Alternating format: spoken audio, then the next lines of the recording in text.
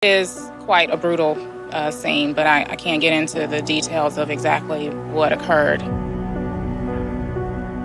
I believe it was the police department that had told me the way that Kay was murdered, that they had slit her throat, not only once, but twice. And to hear something like that, after just knowing that you don't have your sister, but what the horror that she went through before she died, she had to know she was running for her life. It's driving me crazy trying to figure out what took place. It's horrible. It's really horrible, and especially if you don't know why. I bet Kay Wendell never told anyone what she really was. I told her this is what happened if she didn't keep her promises to me. I think she was killed by somebody that was known to her. It's intriguing. It's a challenge. It's a mystery. That's why we keep going back to it. Somebody is responsible for this. Then they need to be held accountable.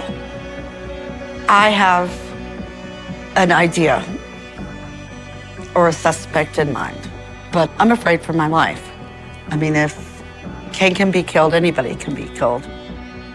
There are things about this case I don't feel comfortable saying on camera.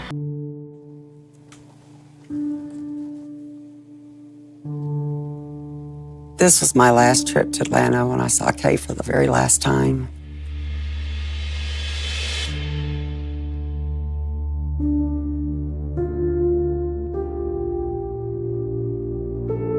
Who would have ever known this would be the last day?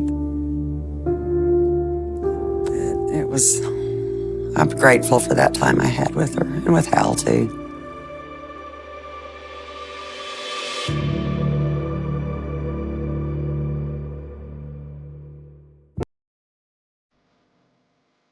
Oh, Hal was very, very kind. He wanted to surprise Kay for her 60th birthday. So he sent me a first-class ticket out to surprise her. We got to the house and Hal calls Kay and says, I have your present here now. It took me a while to get it into the house. I'm sitting in the living room. And I'll never forget Kay coming in the door in this little short black dress. She looked up and went, oh, Pammy. I said, happy birthday, Kay. Your husband did this for you. And oh my gosh, we just cried and hugged and it was so exciting. Kay was so happy, but nothing seemed wrong. Both of them seemed so happy with each other, happy with life. But then when I found out that was going to be the last time I ever saw my sister, it meant more to me than anything in the whole wide world. Because you don't think you're going to leave there and not see her again. But that's what happened.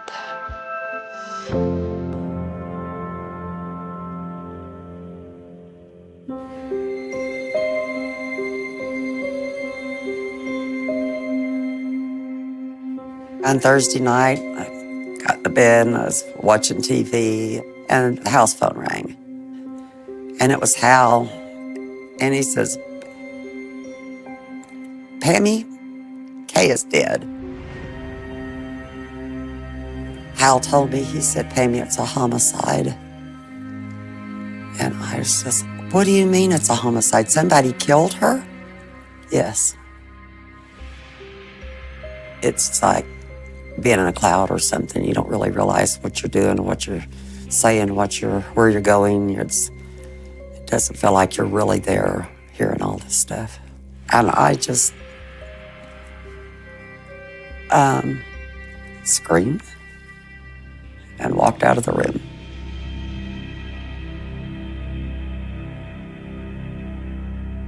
Because not Kay. Kay's the person that could defend herself. Kay's the person that took care of everybody else. And we don't have her anymore. And that'll destroy you. Absolutely destroy your life. Just 15 years now, and we still don't know. But I want to know so bad. I just want to know why and who. would do that to Kay.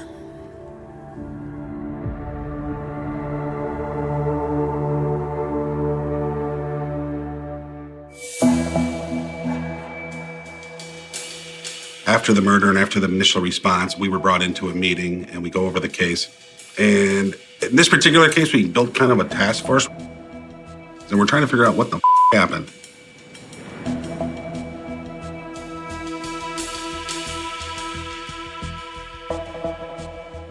When you look at the case files, what sticks out is that Kay was not your typical victim. Kay was, just leading a normal housewife life. She's married, living in a middle-class neighborhood. Her husband was Hal Wennell. For the best I can explain it, he would buy property and develop shopping centers. She didn't put herself in any kind of situation that would bring violence to her. That right away will grab you.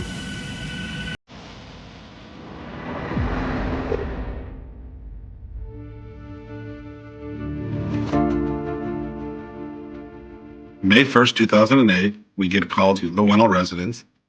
Hal comes home from work. He discovers Kay on the kitchen floor.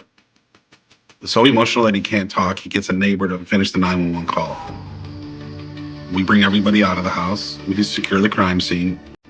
We find Kay on the kitchen floor, a significant amount of blood. She bled out because her throat was cut.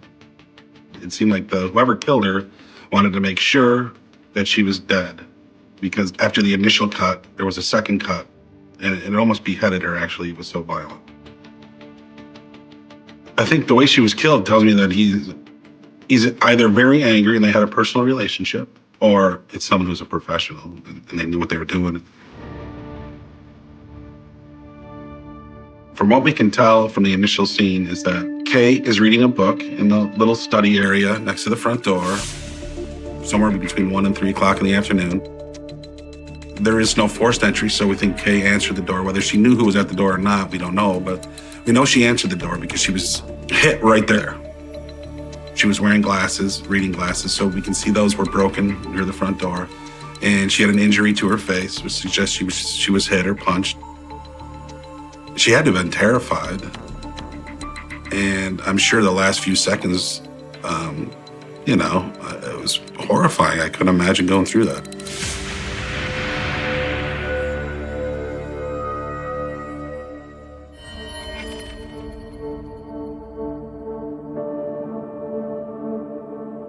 The crime scene techs discover a small piece of a latex glove, which we thought was just a piece of the fingertip of a glove. That was it. The glove is found at the front door where she's immediately struck, right? So I'm assuming that there's some struggle there and it gets torn or ripped. Now, important, absolutely, because it gives us our first good lead that someone came prepared. They're wearing gloves, right? They're coming here to do a specific act, and they're trying to cover up that act. This is the towel that we found in the crime scene that was dabbed with blood. And then it was brought up and left upstairs on the second floor on a locked file cabinet inside a closet.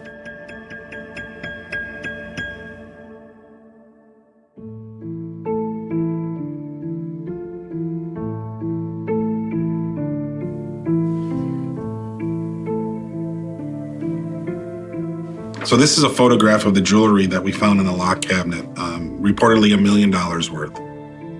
Hal said that nothing was missing. So I can't imagine someone going in for a robbery and not taking $1 million worth of jewelry. So why go upstairs, right? I think not knowing what the reason to go upstairs was a missing link. I think if we had information on something that was taken or missing, that it would certainly help the investigation. It would give us a direction. So yes, it is. It's extremely frustrating. We did also find inside that locked cabinet things that Hal wasn't aware of. There were some, some lingerie that he was not aware of. So maybe she was having an affair with somebody that she was trying to hide. But we don't have anything to suggest that we have a robbery. We don't have a sexual assault. What's the motive? The motive is just to kill her. There is no other motive besides killing her.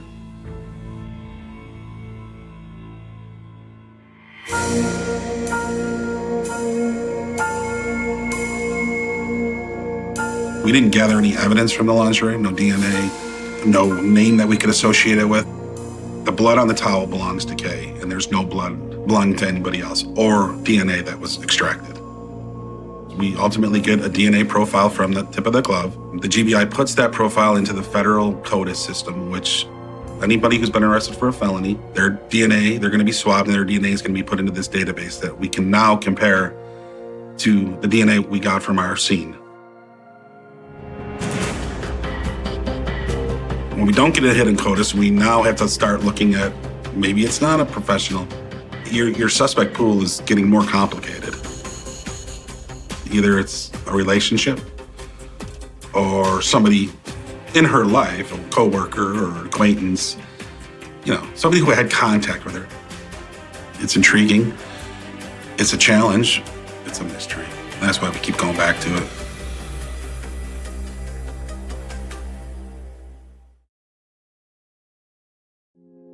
On Thursday, 60-year-old Eva K. Wennell was found dead in her home by her husband. It's very difficult right now. Having a very rough time. It's the hardest thing I've ever faced. It is quite a brutal scene, but I can't get into the details of exactly what occurred.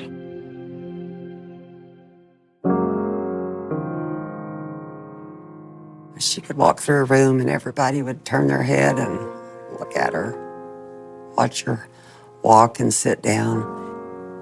And she loved that. She loved that attention. And then if you spoke to her, then her personality was beautiful also. She was gorgeous inside and out.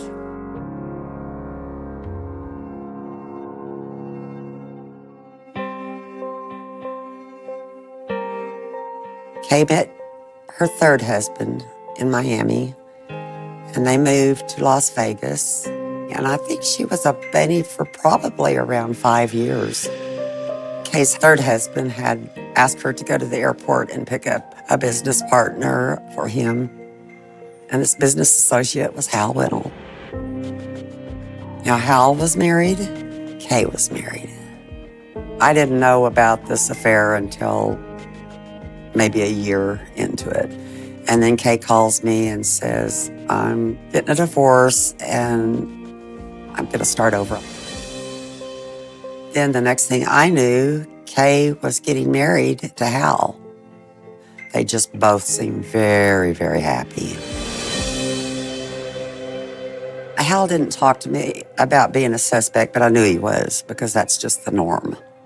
But just to know the way that he loved Kay, I just don't think he could do that to her.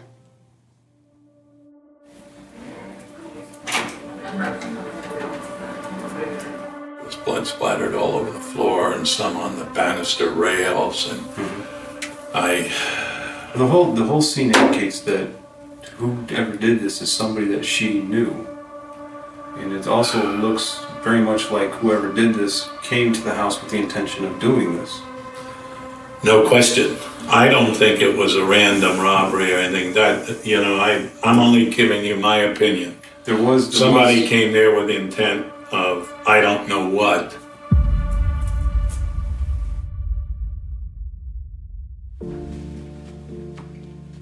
The first time I met Hal and Kay was at a grand opening of one of their shopping centers down in Stockbridge.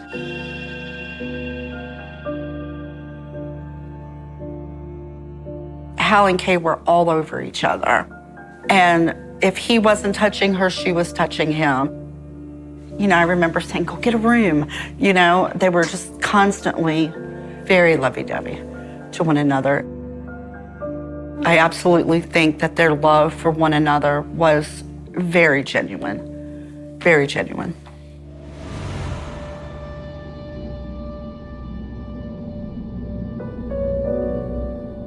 Hal was a pistol to work with. He was very demanding. He didn't yell very often, but when he was ticked off, you knew it. He expected nothing but excellence from his employees and loyalty. Kay was tenant coordinator, leasing agent. Anybody could talk to her. She was not snooty. She's very personable, very nice. She was a sweetheart. She was a sweetheart. I looked up to her. Perfect marriage, I thought. Successful business. I thought she had it all.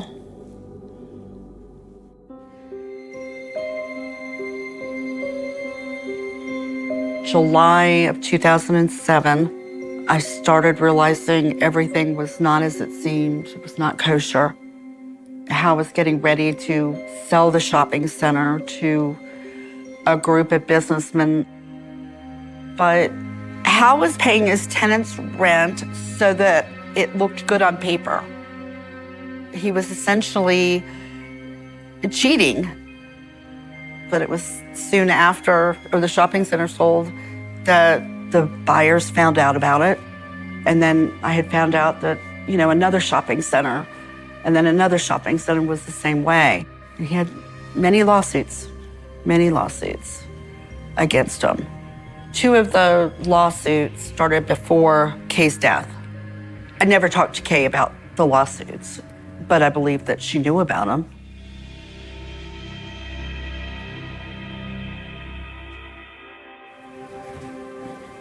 Whoever did this is one of 2 reasons. They're very angry with her, or they're very angry with you. And I can't figure anybody I've been in this game for 40 years. Who the hell kills your wife? Not even the mafia does that. I mean, that's insanity.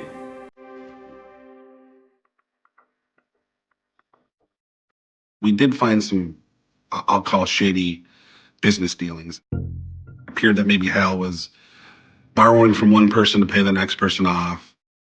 I was told of some people that he may have burned in the past, groups of real estate investors and such like that. From the initial investigation, we understand that Hal was at work all day. And we can confirm that because his coworkers. So we know that he's not a viable suspect for us at that point as far as physically doing it. But was she killed because of something Hal did, or as retribution for something Hal did, as revenge? We start, as much as we can, digging into his finances, his business dealings, people maybe that he's had some fraud with over the years or cheated out of money. And we just couldn't find any solid link to the murder. It appeared to us as investigators that Hal was doing everything he could to find out who killed Kay. And he even put up a reward, a significant reward. And I think he did it ultimately because he wanted to find out what happened to her. There was nothing in her past or his past that would suggest any motive for him to have her killed. I mean, there would be I didn't see an insurance policy. They were happily married from all accounts. They loved each other. I just didn't see a motive.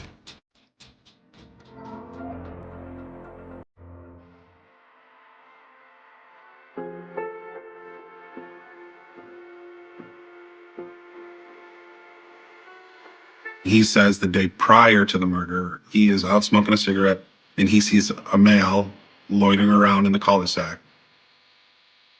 And he approaches him and asks him the reason he's in there, and he tells him that he's looking to buy a house. He shows him a flyer for a house for sale, but it's in the neighborhood miles away.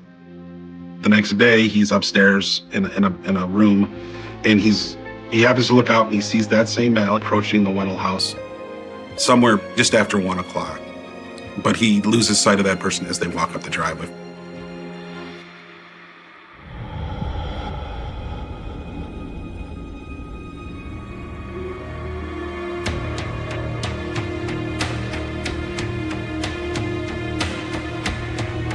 So this is the sketch that our witness created from his memory of seeing our potential suspect twice. I'm 100% confident that this is the guy that went into the house that day. It's too much to believe in a homicide and coincidence like that. It would be too much of a coincidence to believe that he's not involved. I absolutely believe the man in the composite sketch is the one that was responsible for Kay's death.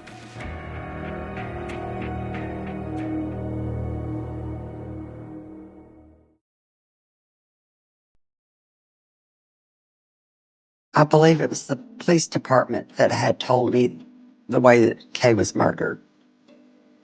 They had told me that, and it looked like she had turned around and started running through the house to get away from them. And they said that they didn't only cut her throat once, but they cut her throat twice. And to hear something like that, the horror that she went through before she died, was just, I just can't imagine that kind of horror.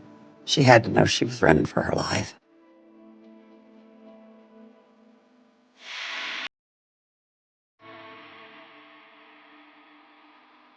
When they told me to get clothes together for Kay for the funeral, for them to dress her, I said, she's going to have something that's got a high neck on it because the cuts on her neck. So I went back to her closet, and there was that dress that she had on her birthday. Whoever thought that the day I surprised her for her birthday, I'd be burying her in that dress?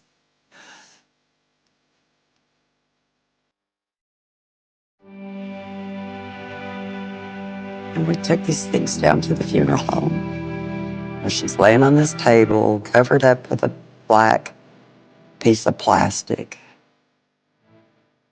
I looked at her on the table over there, and I thought, well, that's not my sister. That's not Kay. But nothing about her looked like Kay. She was white, and it looked like they had punched her right eye out to me because her eyelid was sunken in. And I said, where's your restroom? He said, right over there. Went to the bathroom. I cried my eyes out after seeing Kay laying there like that. She was dead. She was truly, truly dead.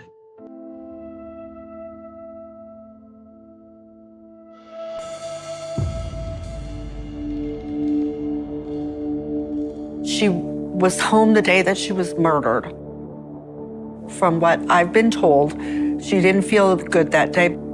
I know she went by the office and brought Hal some lunch, and they were supposed to go out to dinner that night, but he never reached her. He kept calling, and she didn't answer, and that was very unlike her. I don't think she would have opened the door to just anybody.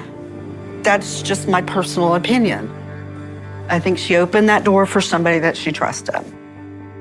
If she knew the person that she opened the door for, yes, I would have known that person too, maybe.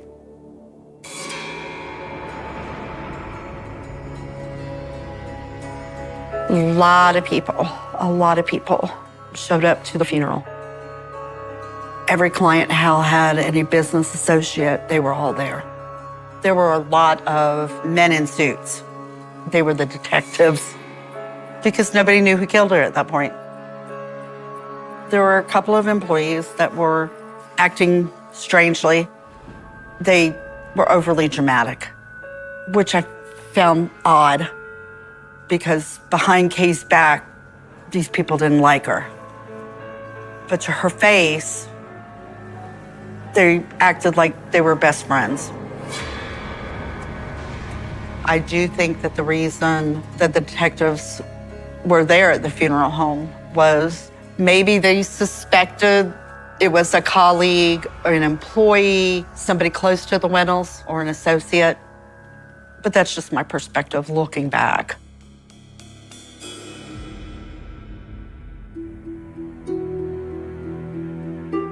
So we released the sketch to the public just to generate some tips. And people would say, oh, I went to school with a guy that looked like that. Or, I worked with a guy that looked like that.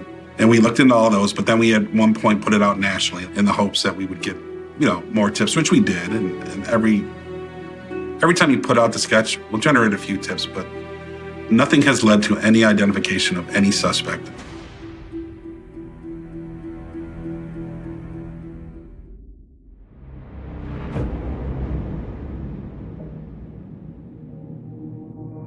Several months after Kay's death, we're still in the infancy of the investigation. We get another great lead, we think.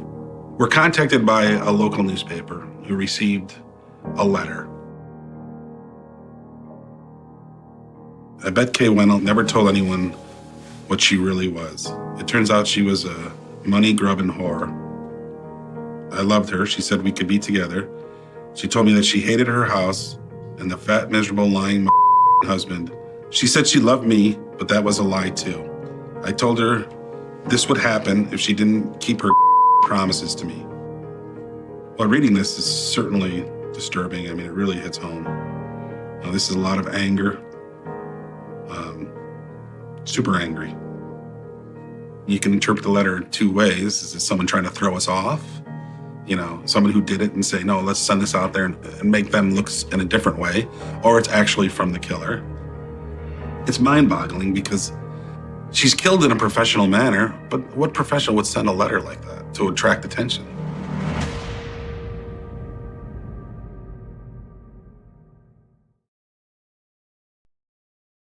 I desperately want to know what happened that day, and whatever it's going to take, we're willing to do.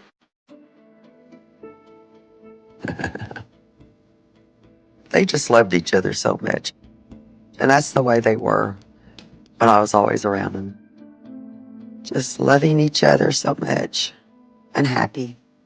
Not a worry in the world. When I visited in Georgia, which was several times, it never even crossed my mind that she would be having an affair. And she could have had that. I just knew nothing about it. I don't know. I just don't know. I'm sure there's so many things that she didn't tell me. That sort of stuff just did not come out, and I just wished it would have. We'd know now.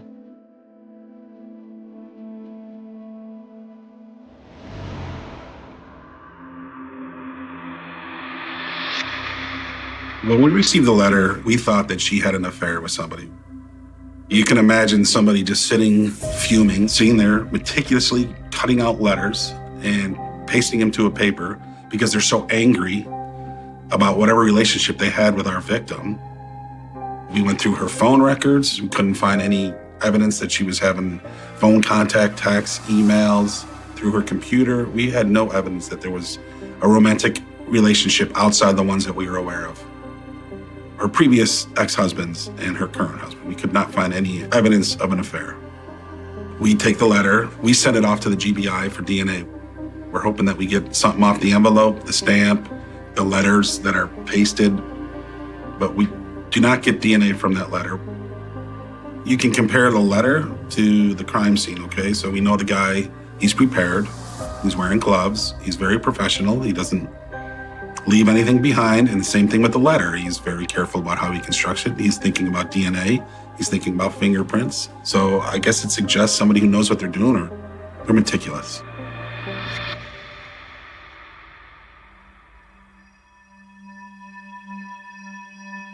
What do you think happened? Tell me what you think in your mind happened to Kay. So I think it's somebody she knew and knew her, possibly knows you. As God is my judge, I don't think Kay was having an affair, or she had to be the best damn actress in the world.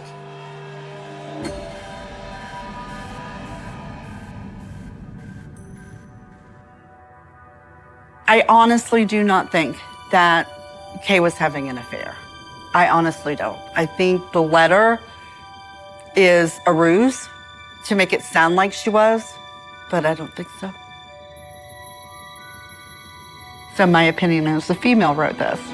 That was when I first saw it. That's the first thing that I said was that came from a woman.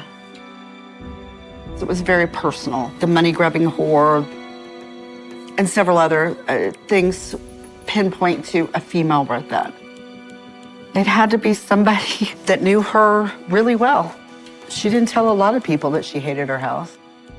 I remember hearing her say one time, she was talking to another employee, and she was saying, oh, I hate my house. She wanted to buy a house. She didn't want to rent. To me, it's made to look like a jilted lover. But I hear a lot of anger towards Hal, not towards Kay. If you take the fat, miserable, lying MF of a husband, this person's angry with Hal. Whether this person had actually committed the crime, I don't know. But the person who wrote that letter had a hand in her murder.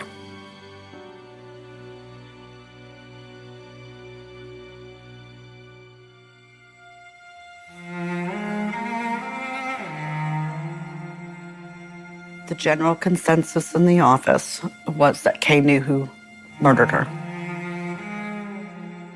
Cutting her throat like they did, that was a personal, very personal attack. That was done to send a message, to hurt him and get her out of the way.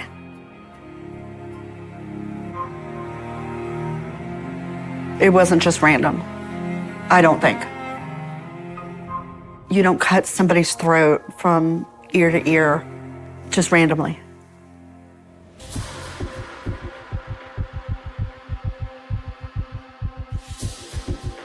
There are things about this case I don't feel comfortable saying on camera. There are a couple of things that I've talked to the police about, and I'm just gonna leave it at that.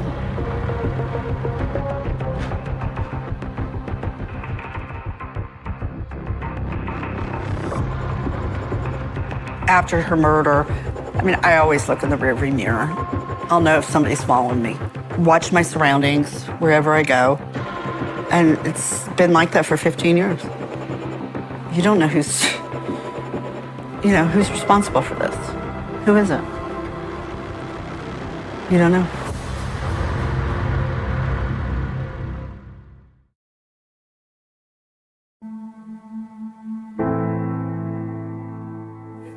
It's driving me crazy trying to figure out what took place. Detective, I don't know. I try to stay busy morning, noon, night. I hate the mornings going to work because I know I'm coming home to that house at night. Weekends I despise. I hope this never happens to you or anybody, because it takes a month and a half even to wake up in the morning and your mate's not beside you. There are nights I wake up crying my heart out, middle of the night, like a child. I've never known loneliness like this. It's a loneliness you can't reach because you have that thing with your mate, and it's horrible. It's really horrible, and especially if you don't know why.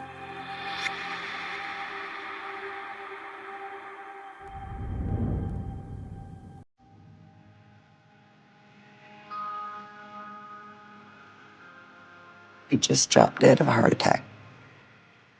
Just sitting at a table, head down, boom. Right in the middle of a restaurant. I was like, oh my gosh. He just could not stand living any longer without Kay, is what I'm thinking.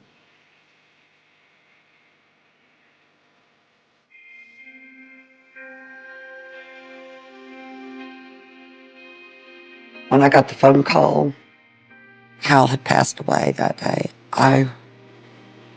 It was like losing Kay all over again. It's just difficult. He was really sweet, a sweet man, but I was very brokenhearted. That was the last connection I had to Kay. Hal always wanted me to take his picture those first 2 years. Every time I changed the flowers, Hal wanted the picture right there by her headstone. Over the years, I've gone back and we've made a special trip to Atlanta just to do that. Because that's just something I want to do for my sister.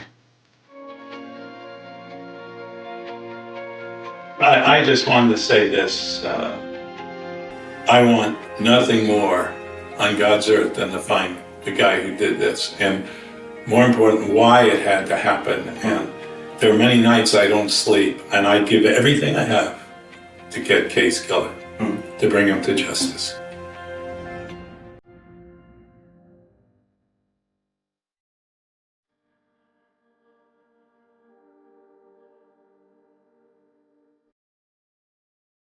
I will never drop it. I'm in for the long haul. I don't want Kay to be the forgotten one. I'm not only the last person, I'm the only person. Nobody else has called out to police department. None of our relatives. I'm the only one. I took this on because Kay would take it on for me. And Kay would never quit. But I'm not going to stop. I see cases all the time that's solved 40 years later. I'm waiting for that person to sit down and tell somebody to spill his guts. I wish he'd just pick up the phone and call me. Let me know what Kay did to you. Why did she make you so angry? I just want those questions answered. Just peace of mind for me. My parents didn't get it. I want it.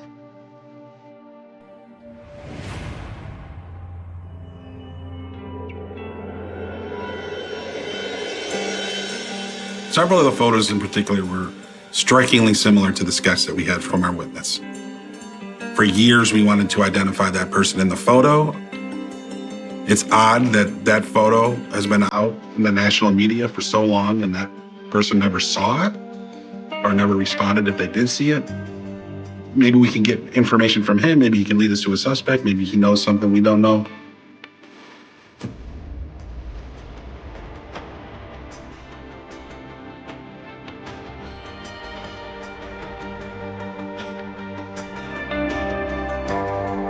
We eventually sent the towel, the lingerie, the glove again to try to see if we can extract additional DNA.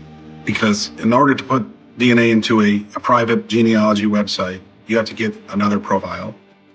We send it off and we learned that, okay, yes, there's potentially some DNA of a male profile on the towel, but not enough to put into the genealogy site. So it's just another roadblock. And our hope is that one day this DNA evolves, that we can find our suspect through the genealogy databases. Absolutely, this case is solvable. I would never give up on any case, however long they go. This has been 15 years. It's a long time. Not giving up, always have hope, always get excited about new information, new tips. So hopefully what we're doing today will lead to some new information, another tip.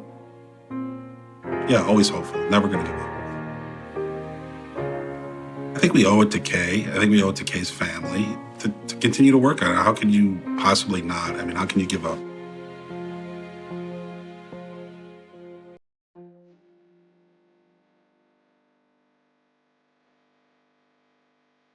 I mean, look how beautiful she is. You know, they were very happy. He was a jerk. I mean, he really was to work for, but he was a good guy. I mean, other than his business, I do miss him. And I wish he'd had the answers that he wanted. Hal's dishonesty, he was dishonest about a lot of things in a lot of aspects of his life, but never once did I ever think he had anything to do with Kay's murder.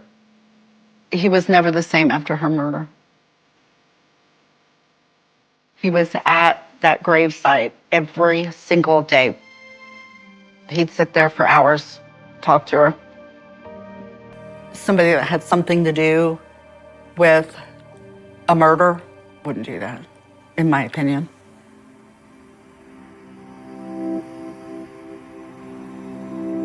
She was a beautiful soul, an angel in my eyes.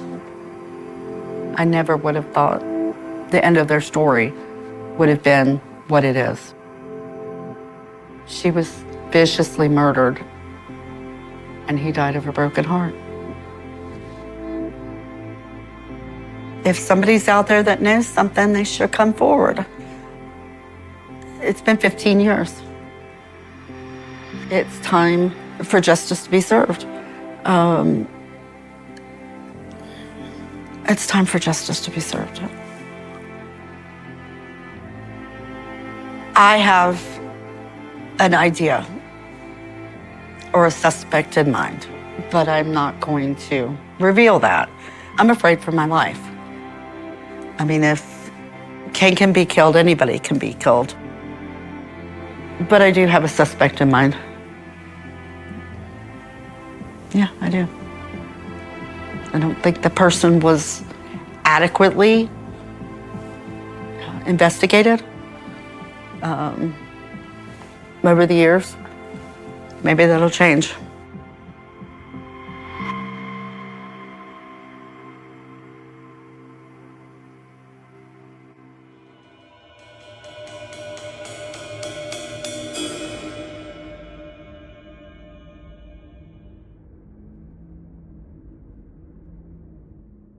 The night the truth finally surfaced in the Florida teen 2003 cold case was the kind of night that feels too quiet for reality, the kind of silence that crawls across a town like a warning. Long before the arrest, long before the community gasped at the name of the suspect now exposed under the harsh light of a courtroom camera, there had been whispers, barely audible, fragile, swallowed up by the years. But on that first night in 2003, it wasn't whispers the neighbors remembered. It was the abrupt cutoff of a teenager's laughter, a sound severed in the dark without explanation, like a tape that someone had sliced clean. She had been last seen walking down the road behind the old citrus groves, the broken asphalt glowing under the amber streetlight, a 15-year-old girl backpack swinging at her side steps, light almost careless, as if the air itself had never given her a reason to fear. The missing posters that followed tried to freeze her in time, bright smile, freckled cheeks, the kind of hopefulness that gets amplified in tragedy. But those posters came later. That night all the town had was confusion rising like smoke. People said they heard a car door slam. One claimed it was a truck, another swore it sounded like a sedan. A dog barked. Then more silence. The kind of silence that happens just after something irreversible. When deputies began their search, the air was thick with humidity, the kind that clings to skin, the kind that makes the world feel slower, heavier. Flashlights cut through palmetto bushes and tangled grass, boots pressed into soft earth, leaving temporary marks that would fade long before the truth did. Officers found nothing.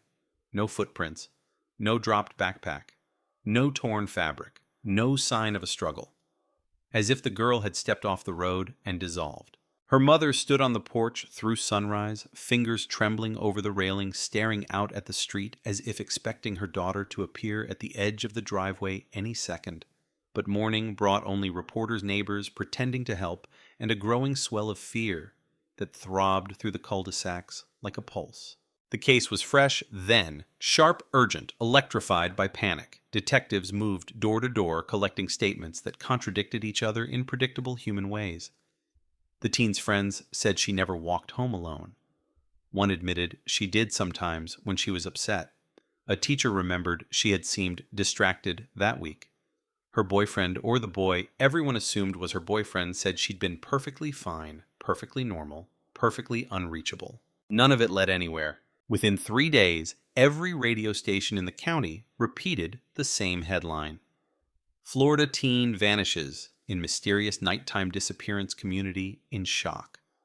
It was the phrase that anchored itself into the town's identity, a phrase that would be repeated for years long after police lines were removed, long after the search parties dwindled, long after hope calcified into something colder. What investigators didn't expect, at least not then, was how quickly the trail would freeze. Surveillance footage from the nearest gas station showed nothing but moths flickering around fluorescent bulbs. The citrus grove workers who might have been nearby had already gone home. Tire tracks along the dirt shoulder could have been from anyone. And the only call to 911 that night came from an elderly woman 2 streets over who thought she saw someone running. Or limping. Or maybe it was a raccoon. She wasn't sure. The sheriff held a press conference, standing stiffly behind the podium, voice tight, using phrases like ongoing search, active investigation, no leads ruled out. The mother, standing beside him, stared straight into the cameras, eyes hollow, asking for the public's help in a voice barely above a whisper. It was footage that would be replayed countless times as the cold case grew older, more infamous, more unsolved. As days turned into weeks, detectives followed every rumor with the desperation of drowning men reaching for driftwood. A witness claimed she saw the teen at a Walmart 3 towns over. Another insisted she'd run away. A third said he saw a dark-colored vehicle parked near the road that night, engine idling, headlights off. For a moment, investigators hoped this last detail would break something open, but no one else could corroborate it. The detail faded away, like fog in the sunlight, leaving nothing behind. When the first month ended with no progress, people began locking their doors earlier.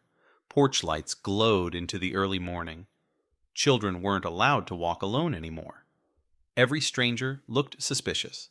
Every old story was reinterpreted as a warning. The unease seeped into everything: church gatherings, grocery store lines, PTA meetings. Some claimed it was the most frightened the town had ever been. Others said the fear wasn't loud, but quiet, contagious, like dust floating in a sunbeam. You didn't see it until you were covered in it. Detectives revisited the teen's home, hoping they missed something. Her room still smelled faintly of laundry detergent and bubblegum perfume. Her notebooks sat open on the desk, half-finished math problems frozen in place. It was the kind of scene investigators dreaded the normality of it, the innocence, the way it mocked their inability to find answers. They examined her phone records, but 2003 wasn't generous with digital footprints. The last call she made was to a friend, a quick conversation about homework, nothing dramatic. Her messages were limited, her online presence nearly non-existent. Today, cases drown in digital evidence. But back then, silence on a phone wasn't suspicious. It was typical. And that typicalness suffocated the investigation. Theories began swirling like storm clouds. Some believed she'd been abducted by a transient passing through the area. Others suspected a local someone trusted. There were darker theories, too. Ritualistic nonsense, cult rumors, whispers that teenagers repeated in hushed tones to scare each other. None of it was supported by evidence. All of it clung to the case like static. Years passed. Not quickly, not quietly. Each anniversary brought reporters and renewed headlines. Florida 2003. Cold case remains unsolved, family still waiting for answers. Detectives came and went, leaving behind boxes of notes, interviews, and failed hypotheses. The mother stopped appearing on camera. Her voice, once trembling with hope, hardened into a low, exhausted plea. The father retreated from public view, entirely unable to stand the swell of attention every time the case resurfaced. By the 10th year, the story had transformed into legend, another haunting chapter whispered among Florida's unsolved mysteries. People who had once lived on the street moved away, hoping distance could dull their memories. New families settled in unaware that the quiet neighborhood had once been the epicenter of a community's fear. The citrus groves were trimmed back. The streetlights replaced the asphalt, repaved. Time erased what could be erased, but the cold case remained like a nail driven deep into the town's collective mind. Then, in 2019, 16 years after the disappearance, the story shifted with a single envelope. It arrived anonymously at the sheriff's office, plain, unremarkable. Its edges creased, no return address. Inside was a short note, typed unsigned, containing only one sentence. You missed something in the old Orange Grove shed, and beneath it, a photograph, grainy dark, depicting what looked like the corner of a wooden structure. The boards were warped. There was a faint smear on one of them. Possibly dirt, possibly something else. Detectives were skeptical at first. Anonymous tips rarely led to anything but dead ends. But the cold case file was reopened, and for the first time in years, investigators stepped back into the citrus groves with fresh eyes. The air felt different that morning, heavier charged, as if the trees themselves were holding their breath. The old shed was still there, half collapsed, leaning to one side like a dying animal. Vines snaked up its sides. The door hung crookedly. Inside, dust motes drifted through beams of sunlight, revealing nothing but broken crates, rusted tools, and debris. But one detective new to the department, stubborn in the way only new detectives can be noticed. The floorboards near the back were loose. He knelt down, prying them back with gloved hands. Beneath them was a small cavity. Inside that cavity, wrapped in plastic layers so old they crackled when touched, lay something that should have been discovered 16 years earlier. Something small, something unmistakably hers. The discovery was the spark. For the first time since the early days of the investigation, detectives could feel momentum, real momentum. A frozen timeline was thawing, but the town wasn't prepared for what came next. Not the details, not the revelations, and certainly not the identity of the suspect who, after years of hiding in plain sight, would soon be dragged into the center of the spotlight, finally exposed as the figure who had evaded suspicion for over a decade. And the most chilling part wasn't who he was. It was how close he had been all along. The moment the item from beneath the floorboards was lifted into the light, time seemed to fold inwards. 16 years vanished in an instant, swallowed by the weight of what detectives now held in their gloved hands. It was small, delicate, impossibly preserved, despite the moisture of the grove and the decay of the shed. A charm bracelet? Silver tarnished bent at one end as if pulled too hard, and, hanging from it, faint but still discernible, was a single letter-shaped charm, the first initial of the girl's name, an initial her mother had insisted she wore every day, a sentimental gift she never took off. And now it rested in the palm of a detective, standing in the ruins of what should have been searched years ago. The grove was suddenly alive with murmurs. Radios crackled. Deputies weaved through the rows of trees with renewed urgency, the air thick with the realization that everything they believed about the disappearance had shifted. The charm bracelet wasn't evidence, it was a message, a remnant. An accusation, carved into metal, pointing to a truth someone had tried desperately to bury. They sealed the shed marked the perimeter, called in forensic teams who descended upon the place with the precision of surgeons. Cameras flashed. Soil samples were collected. Wood splinters scraped into vials. Every inch of the space was treated like a crime scene that had been frozen under a layer of time and carelessness. The detective who found the bracelet stood outside for a long moment, staring out toward the road where the teen had last walked, imagining the path her final steps must have taken. What happened between that streetlight and this rotting shed? Who brought her here? And why hadn't anyone found it sooner? Questions multiplied like shadows at dusk, stretching long and thin, touching everything. News of the discovery leaked within hours, spreading through the town like wildfire, igniting a frenzy of speculation that had been dormant for years. Headlines erupted again. Florida, 2003. Cold case new evidence discovered in abandoned grove. Reporters swarmed the sheriff's office. Neighbors gathered in clusters on their front lawns, whispering theories with voices that trembled from equal parts excitement and fear. Some insisted this was the breakthrough investigators had always needed. Others feared it would drag the community back into the darkness it had spent years trying to escape. But behind the scenes, detectives moved with quiet intensity, tracing the history of the shed, identifying who owned the land in 2003, who had access to it, who might have visited it at night without raising suspicion. The list grew short very quickly. Too short. Short enough to make several investigators exchange looks that carried a silent dread. Because the citrus grove, unlike public spaces where anyone could enter unnoticed, belonged to someone. And that someone had been a respected figure in the community. Hank Delwin, a man who had lived in the town all his life, a man known for donating produce to school fundraisers, sponsoring youth sports teams, shaking hands at farmers markets with a warm, practiced grin. A man who in 2003 would have been in his mid-30s, strong, quiet, unremarkably kind, exactly the sort of person who blended so seamlessly into the background that no one ever questioned him. But owning the land didn't make him guilty. Investigators knew that. Still, it meant he stepped into the circle of relevance for the first time in 16 years. They pulled his old statements from the case file. He had claimed he'd been home the night the teen disappeared. No witnesses. No alibi beyond his own word. Detectives in 2003 had no reason to doubt him, not with so many other dead ends overshadowing such a routine detail. And, besides, he had no criminal history, no complaints filed, nothing that suggested a darkness beneath his polite exterior. At least, nothing in the official records. But darkness doesn't always leave paperwork behind. The sheriff ordered a renewed background screening. Deputies combed through past employment, property records, bank statements, social ties. They interviewed old neighbors, former employees, anyone who had crossed paths with him. Most people described him the same way: quiet, introverted, hardworking. A man who kept to himself.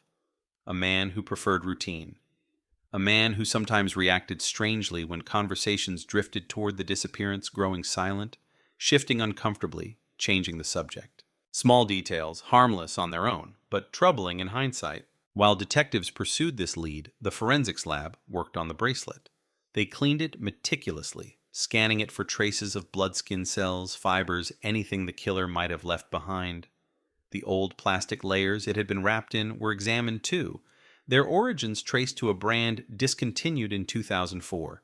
Every fragment of tape, every crease, every microscopic speck became a potential clue.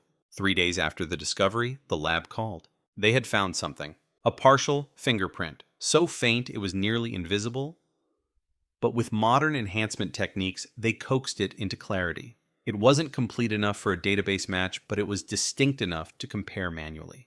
And when they did, the faint print overlapped neatly with one in the cold case file. The print belonged to Hank Delwin. Detectives felt the world tilt. It wasn't enough to arrest him. A fingerprint on a charm bracelet found on land he owned, land where he often worked, could be explained. Maybe the girl had dropped it years earlier. Maybe she knew him. Maybe it was innocent, but innocence rarely wraps itself in layers of plastic hidden beneath loose floorboards. Innocence doesn't whisper from the grave after 16 years. Still, every move had to be calculated. Delwin had lived in the town his whole life. He knew everyone. Everyone knew him. An arrest without solid evidence could fracture the community, destroy reputations, trigger lawsuits. The sheriff insisted they proceed quietly, methodically, invisibly. So detectives watched. They surveilled his house, noting his routines: up at dawn, coffee on the porch, a short walk with his dog, hours spent tending the grove or driving into town to pick up supplies, evenings in front of the TV lights off by 10 p.m. Routine so predictable it felt staged. But was it always like this, or did he sense the investigation tightening around him? On the 4th day, undercover detectives followed him to the hardware store. He bought rope, nails, a new padlock, items that could be innocent, items that could be something else entirely. They watched his hands shake slightly as he counted cash at the register. They watched him glance over his shoulder twice on the way to his truck. Small cracks in a facade he'd maintained for years. Meanwhile, interviews intensified. A former employee admitted that Delwin could be temperamental, quick to anger when stressed. Another said he had once seen Delwin drive toward the groves late at night, headlights off. A neighbor recalled hearing shouting from the grove years ago, but had dismissed it as workers arguing. None of it was decisive. All of it was unsettling. The turning point came unexpectedly. A retired deputy came forward claiming he remembered something from the early days of the investigation, something he never documented because it had seemed insignificant at the time. He had visited Delwin's property during the initial search and noticed the shed door padlocked. When he asked Delwin to unlock it, Delwin said the key was missing. The deputy, overwhelmed with other leads, had let it go. After all, it was just a storage shed full of tools. At least, that was what Delwin claimed. Now, with this new context, the memory felt damning. Detectives reopened the shed this time, using ground-penetrating radar to scan the soil beneath the floorboards. 10 minutes into the scan, the device beeped a sharp, piercing sound that sliced through the stillness. Beneath the shed, several feet underground, lay a disturbed patch of earth, not large enough for a body, but large enough for something else. They excavated carefully, inch by inch, layer by layer. What they found was a bag, weathered, dirty. Inside it, wrapped in more plastic, were several items, a piece of fabric, faded but identifiable, a page torn from a small notebook, and a cracked cell phone old enough to match the era of the disappearance. The notebook page contained a few scribbled lines, not a confession, not a diary entry, just a fragment of a schedule. A meeting time, a name, a place that led detectives back to Delwin. The evidence was mounting piece by fragile piece. What had once been a cold case, silent, stagnant, forgotten, was now simmering with possibility. and the detectives knew with an instinct honed by years of chasing ghosts that they were nearing the moment when the truth would no longer be theoretical. It would be real, tangible, dangerous. But before they confronted Delwyn, they needed one more piece, the motive, the connection between him and the teen. Something that explained why she ended up on his land in his shed, stripped from the world without leaving a trace. And then, like a spark in a storm, a new lead emerged. A woman came forward, shaking hesitant, her voice thin with fear. She claimed she once worked part-time at the Grove. She remembered seeing the teen there, not on the night she disappeared, but weeks earlier. She remembered the way Delwyn watched her, the way he lingered, the way he seemed to appear wherever the girl was, as if waiting for something. Her statement cracked open a door investigators had never considered, because if the girl knew Delwyn, and if Delwyn watched her, then the story was changing. The narrative that had remained frozen for years was suddenly alive, shifting, revealing angles no one had seen. The detectives realized something chilling. This wasn't a random abduction. This was proximity, familiarity, obsession. And the closer they looked, the clearer it became. The suspect, who had escaped notice for 16 years, had never left. He had simply blended in, hidden by the trust of a community that never imagined a man like him could carry a secret like this. The realization that the girl had known Hank Delwyn shifted the investigation from a cold trail into a burning line of inquiry that no one could ignore. Detectives who once spoke cautiously now moved with a sharpened edge, their questions more direct, their theories less reluctant. It was as if the truth had been sitting in the room all along, waiting for someone to finally turn their head and see it. And the weight of that realization, 16 years late, hung over every conversation like smoke. The woman who came forward sat in the interview room under a flickering fluorescent light, her hands clasped so tightly that her knuckles looked drained of blood. She said the teen would sometimes cut through the Grove on her walk home, a shortcut she'd taken with friends before, safe enough during the day, too isolated at night. But she wasn't afraid of Delwyn then. Or maybe she was. The woman couldn't be sure. She only remembered one thing clearly, the way the girl had avoided eye contact the last time she was seen on the property, the way she hurried when Delwyn appeared, the way her posture stiffened with something that looked a lot like discomfort. It wasn't evidence, but it was a crack in the facade. Detectives returned to Delwyn's property with a search warrant, this time for his house. The sun was barely rising when they knocked on his door. The sky painted in pale streaks of pink and orange, too gentle for the storm that was forming. Delwyn answered with a calmness that felt rehearsed, his expression neutral, almost bored, as if the investigation were nothing more than an inconvenience. But his eyes betrayed him. They darted not wildly, but with the subtle, measured panic of a man calculating escape routes. Inside the house, everything was neat. Too neat. Shelves aligned with precision, counters spotless, rooms arranged with a symmetry that felt unnatural, like a display home rather than a lived-in space.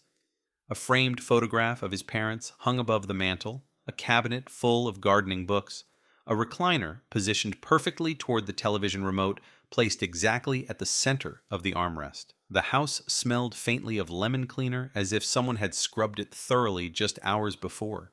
Detectives noticed these details, but they also knew appearances could deceive. They moved slowly, methodically scanning for anything out of place. Drawers were opened. Closets searched, carpets lifted. In the bedroom closet, they found boxes labeled by year-old tax records, maintenance receipts, warranties. Ordinary items, normal items. But beneath one box marked 2003.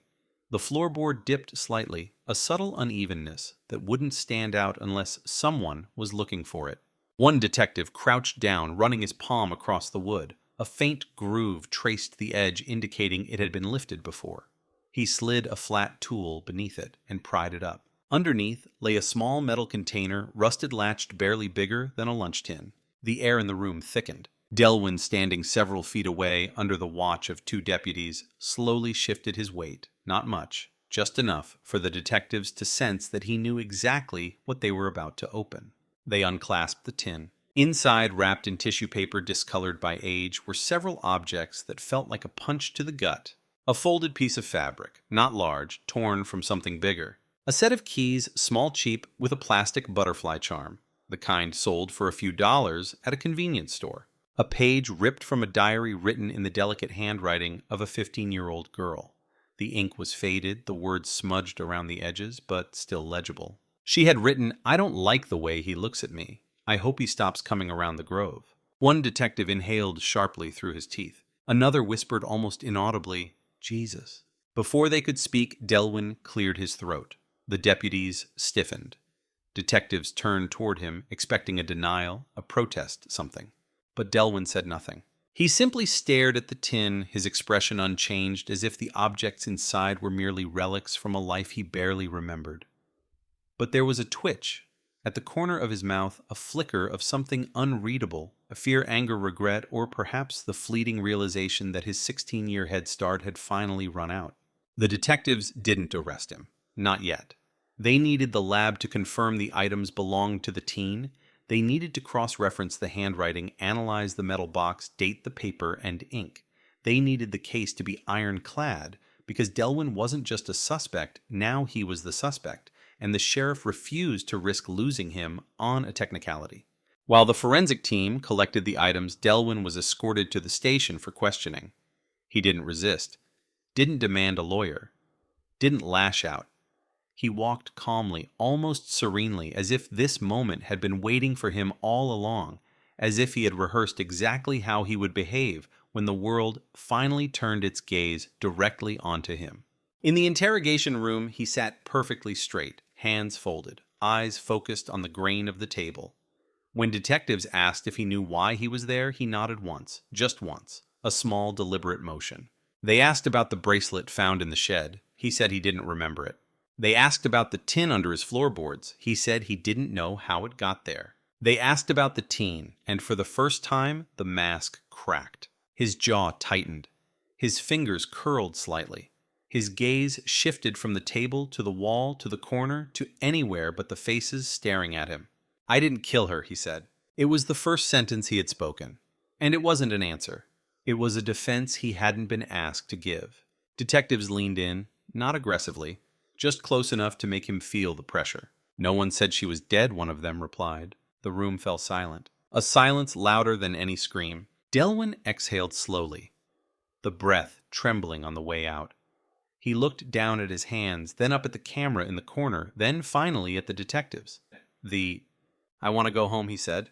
But they weren't done. For the next hour, they pressed him about the shed, the land, the diary page, the keys, the bracelet.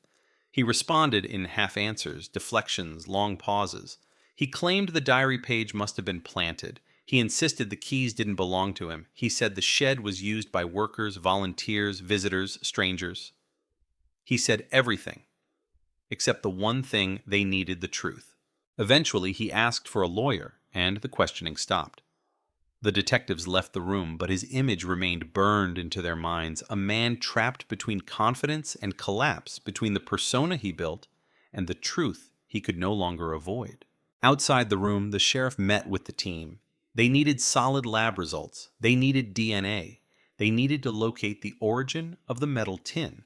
They needed to trace the diary page, compare handwriting, determine whether Delwyn had altered or forged anything. The cold case was warming rapidly, but it wasn't boiling yet.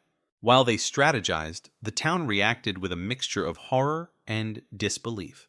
News spread that Delwyn's property had been searched. Rumors exploded. Some residents insisted they always suspected something off about him. Others swore he was incapable of hurting anyone. Old theories resurfaced. New ones emerged.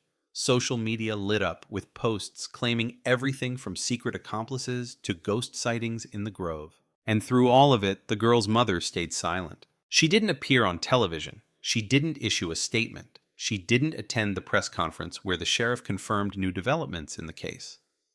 She sat in her living room, clutching a photo of her daughter staring at the wall with an expression that decades of grief had carved into stone.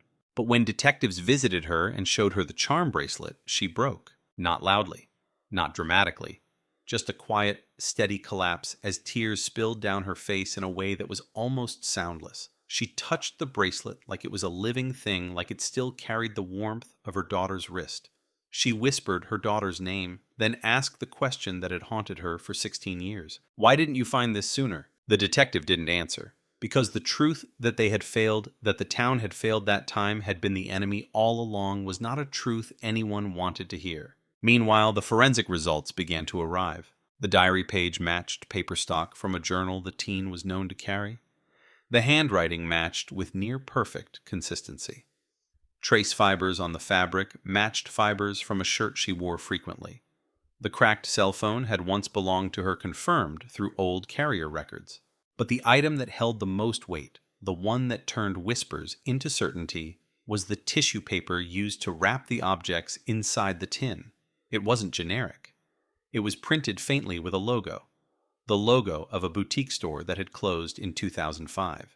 A store where Delwyn's ex-girlfriend once worked. Detectives stared at the lab report in silence, each feeling the same dawning realization. This wasn't a case of a girl being in the wrong place at the wrong time. This was deliberate, calculated, personal. The evidence was aligning into a shape that no longer resembled coincidence. It resembled intent. And Delwyn's connection to the girl, once hazy and circumstantial, was coming into horrifying focus. Still, one question loomed over everything. Where was her body? Because without it, the case would always have a shadow of doubt, and Delwyn knew that. His lawyer knew that. The town knew that. The detectives returned to the grove one last time, scanning the land, reviewing maps, tracing old irrigation lines, old equipment routes, old habits, searching for anything they had missed. And then, buried deep in a police report from 2003, buried so deep it seemed almost suspiciously forgotten, they found a detail so small, so mundane, that no one had paid attention to it at the time. A detail about a well Delwyn had sealed, a well no one had inspected. And the moment detectives read the line, the moment their eyes widened with the terrible understanding of what it meant, the investigation took its darkest turn yet. Because wells don't seal themselves. The well sat at the far edge of the grove, beyond the rows of citrus trees where the ground dipped slightly before flattening out again. In the old aerial photos from 2003, it appeared as a dark circle at the end of a dirt path, a path now overgrown, swallowed by time and neglect. The report mentioning it was barely a paragraph long. A deputy had noted a non-operational well, sealed with concrete, presumably out of use. No one had questioned it. No one had asked why a man like Hank Delwyn, known for maintaining every inch of his property with meticulous care, would choose to seal a well instead of repairing it. The assumption had been simple. Too simple. And now, 16 years later, that assumption felt like a weight crushing the air from the room where detectives reviewed the files. The sheriff didn't call a press conference. He didn't inform the town. He didn't alert the media circling like buzzards. Instead, he gathered a small team before dawn, briefing them in clipped, steady tones that barely concealed the dread beneath. They drove out to the grove in unmarked vehicles, their headlights cutting narrow lines through the early morning haze. The sky was the color of bruised steel, heavy and unmoving, as if nature itself sensed what they were about to uncover. When the team reached the well, it looked even older than the photos suggested. The concrete seal was cracked, splintered at the edges, weathered by years of storms, heat, and erosion. Weeds grew in the fissures. Dirt had piled around the base. The stone ring beneath the concrete was chipped and discolored, its age impossible to determine. It didn't look like something that had been sealed for convenience. It looked like something deliberately hidden, something buried. The detectives stood in a semicircle around it, the air thick with expectation. A single bird shrieked from a nearby branch, breaking the silence like a warning shot. One detective knelt beside the seal, brushing dirt from the surface. The concrete bore faint tool marks, chiseling, scraping uneven ridges. Not the clean work of a construction crew, the hasty work of one man, a man in a hurry, a man desperate. The forensic excavation team arrived minutes later with drills, pneumatic hammers, buckets, harnesses, oxygen monitors, equipment for situations where the question of what lies beneath demands answers no one wants to hear. The machines roared to life, rattling the earth, sending vibrations through the grove that felt like a heartbeat quickening. Detectives watched from a short distance, unable to look away, unable to breathe evenly. The sound echoed off the trees, the kind of sound that stays lodged in your mind long after it stops. When the concrete finally fractured, breaking apart into jagged chunks, the air shifted. A smell rose from the opening, not the overwhelming decay they feared, but something old, stale, enclosed for years. The well yawned open, revealing a shaft descending into darkness. The interior stone walls were slick with moisture coated in moss and algae. A cold draft drifted upward, brushing against the detectives' faces like a whisper from the past. A technician lowered a camera on a cable, its light piercing the darkness. The screen flickered, showing the stone walls sliding downward as the camera descended. 20 feet. 30. The silence was suffocating. Then, around 40 feet down, the image stabilized on something that made the room inhale sharply. Fabric, dirty, tangled, partially buried in silt. Then something else in outline, a shape. The unmistakable curvature of a rib cage. Even after 16 years, bones don't lie. The sheriff closed his eyes for a moment, as if steadying himself against a wave. Detectives exchanged glances filled with grim finality. They didn't speak. No one needed to. The truth had been waiting at the bottom of that well since 2003, sealed under concrete, hidden under the weight of the town's ignorance and the killer's confidence. The retrieval took hours. They lowered a technician into the well harness, breathing slow movements, deliberate. When he reached the bottom, the grove fell into a silence so profound it felt supernatural. He collected the remains carefully piece by delicate piece, placing each one into labeled bags, photographing every angle. When the body bag was raised from the shaft, swaying gently in the morning breeze, the detectives looked away, not out of weakness, but out of respect. The girl who had vanished in 2003 was rising from her grave for the first time, carried by the hands of people who had failed her when she needed them most. Word spread despite the sheriff's precautions. A neighbor saw the vehicles. A drone operator captured distant footage.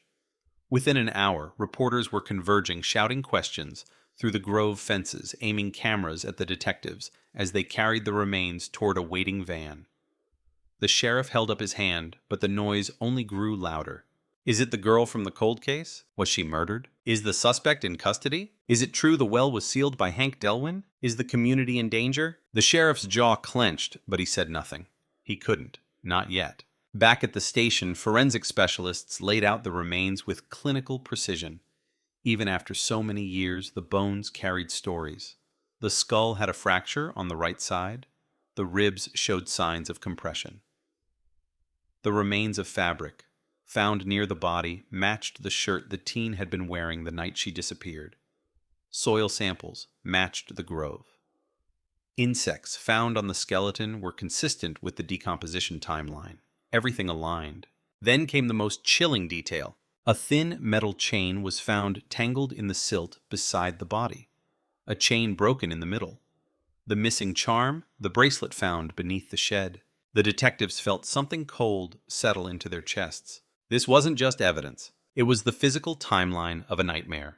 The girl had been taken to the shed, struggled, lost her bracelet, then transported alive or unconscious to the well where she was thrown, discarded like something that needed to be hidden. The concrete seal hadn't been an act of grief or fear.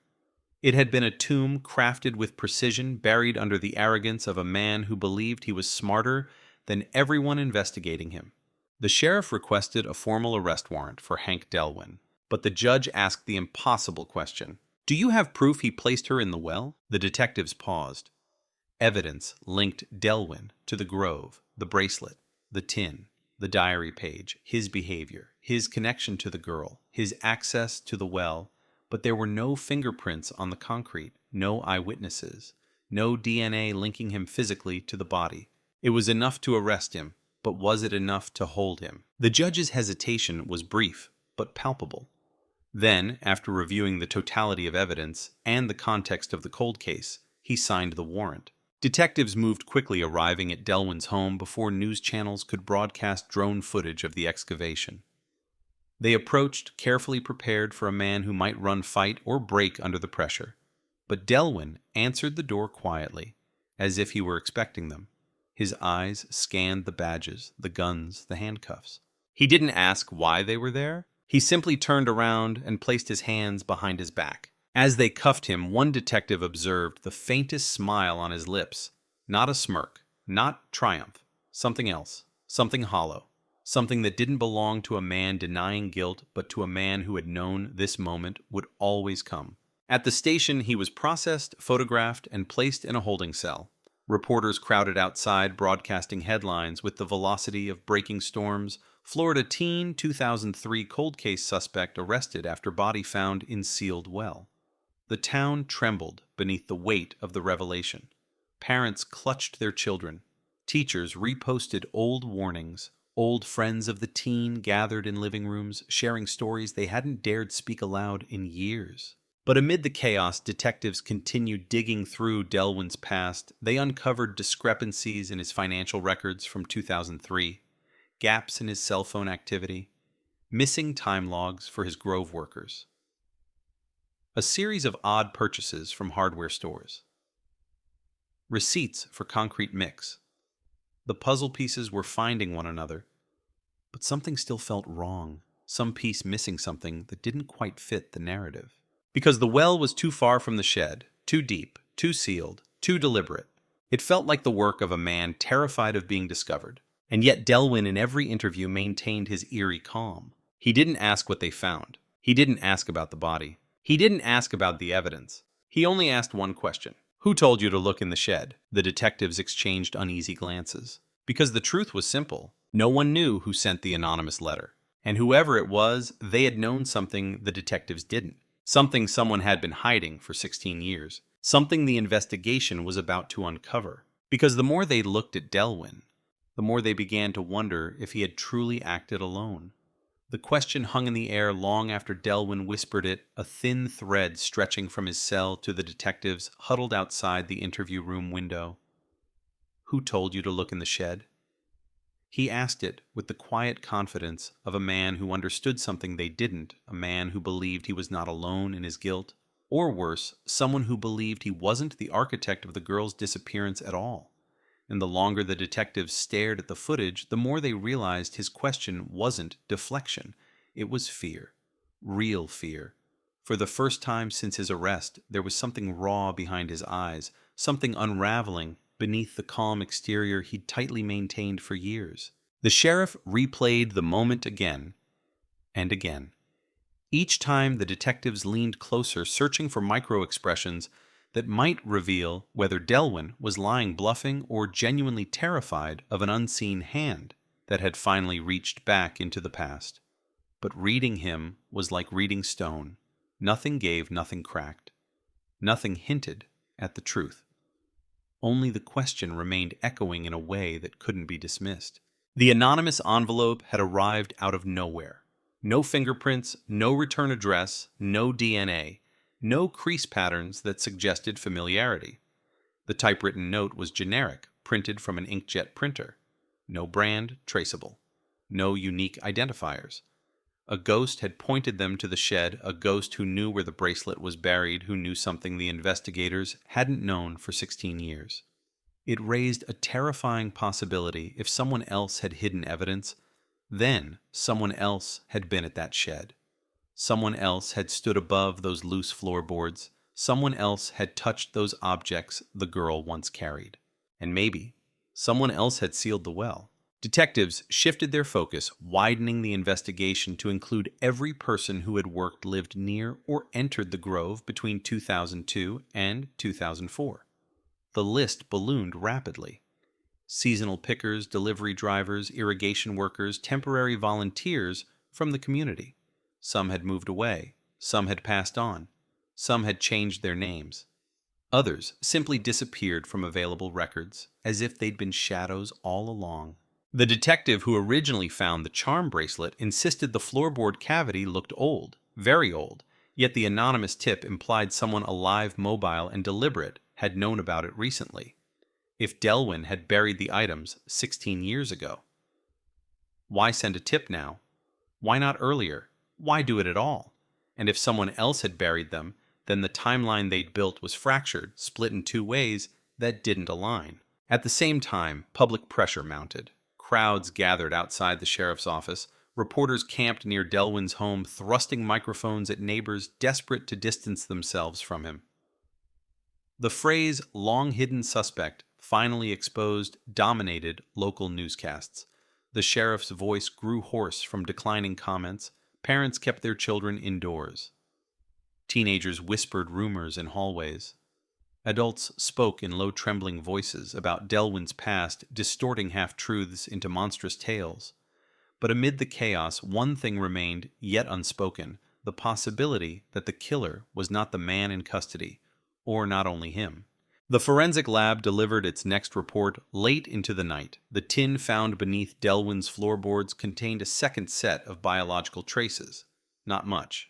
Just a faint hair fragment lodged between the tissue layers, too degraded for a DNA match. But under microscopic analysis, it did not match Delwyn's hair type. A detail that seemed minor, but struck the detectives with unsettling force. If he hid the items, why wasn't his DNA on the tissue? Why someone else's? The sheriff convened an emergency meeting. Coffee cups littered the table.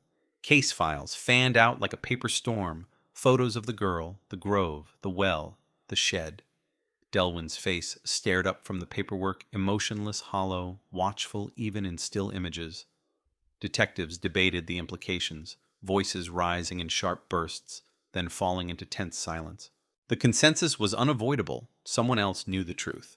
But whether that person had helped Delwyn manipulated him or framed him was still unclear. Amid the discussion, one detective, an older man nearing retirement, asked a quiet question that changed the room's energy. What if the envelope wasn't about pointing to Delwyn?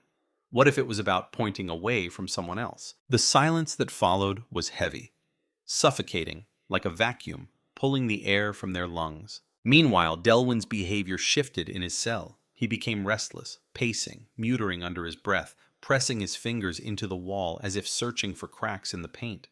On one occasion, he covered his face with his hands and whispered, "I told them I wouldn't say anything," over and over in a loop that turned the deputies' stomachs cold. When a detective approached his cell to deliver paperwork, Delwyn stepped forward, slowly, his voice barely audible through the bars. "You think I'm the only one who knew she came through the grove?" he asked. "You think I was the only one who noticed her?" The detective might the smallest swallow of dread. "Who are you talking about, Hank?" He didn't answer. He just smiled that strange, hollow smile again.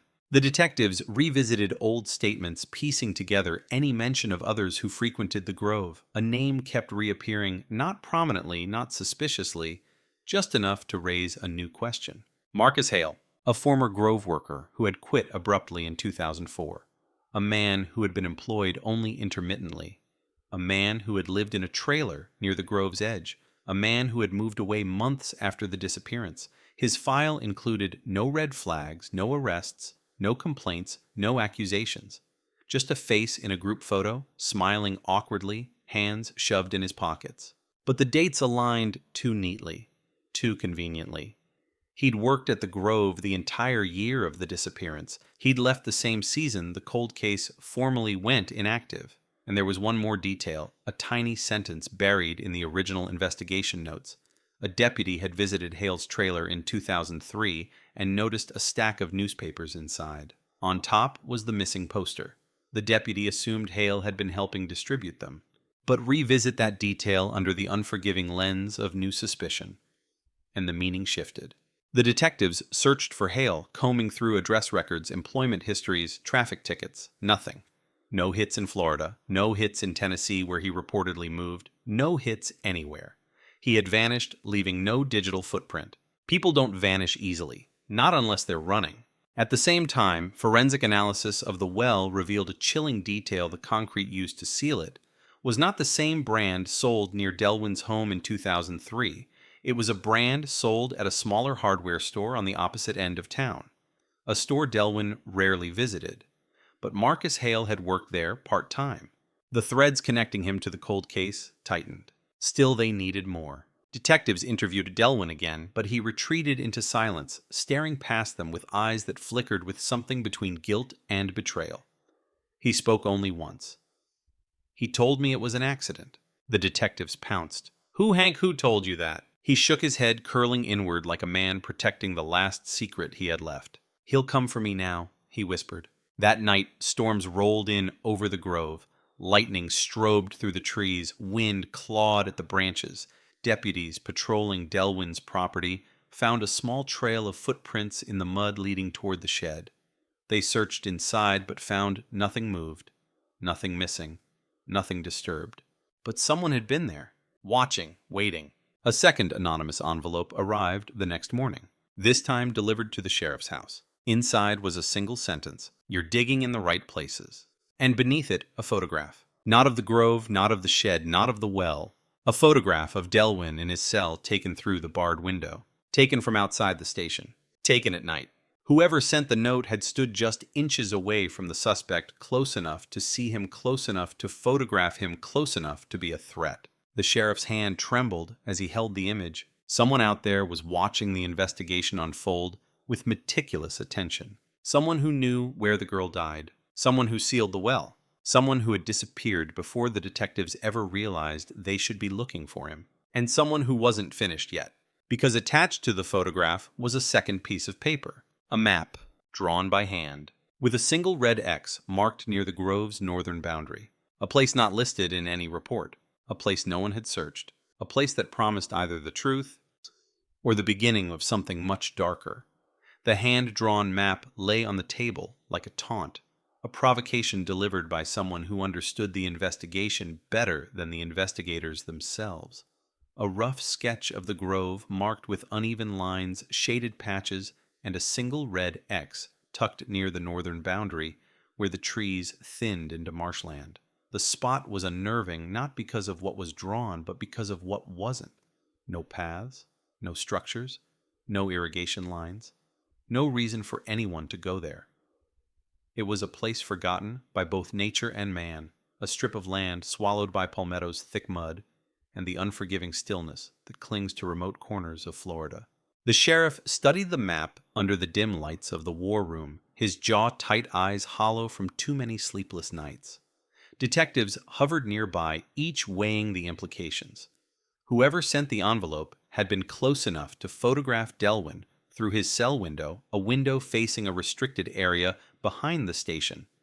Access required insider knowledge, proximity, or boldness bordering on suicidal confidence, and the map suggested intent, control, a puppeteer tugging at strings only he understood.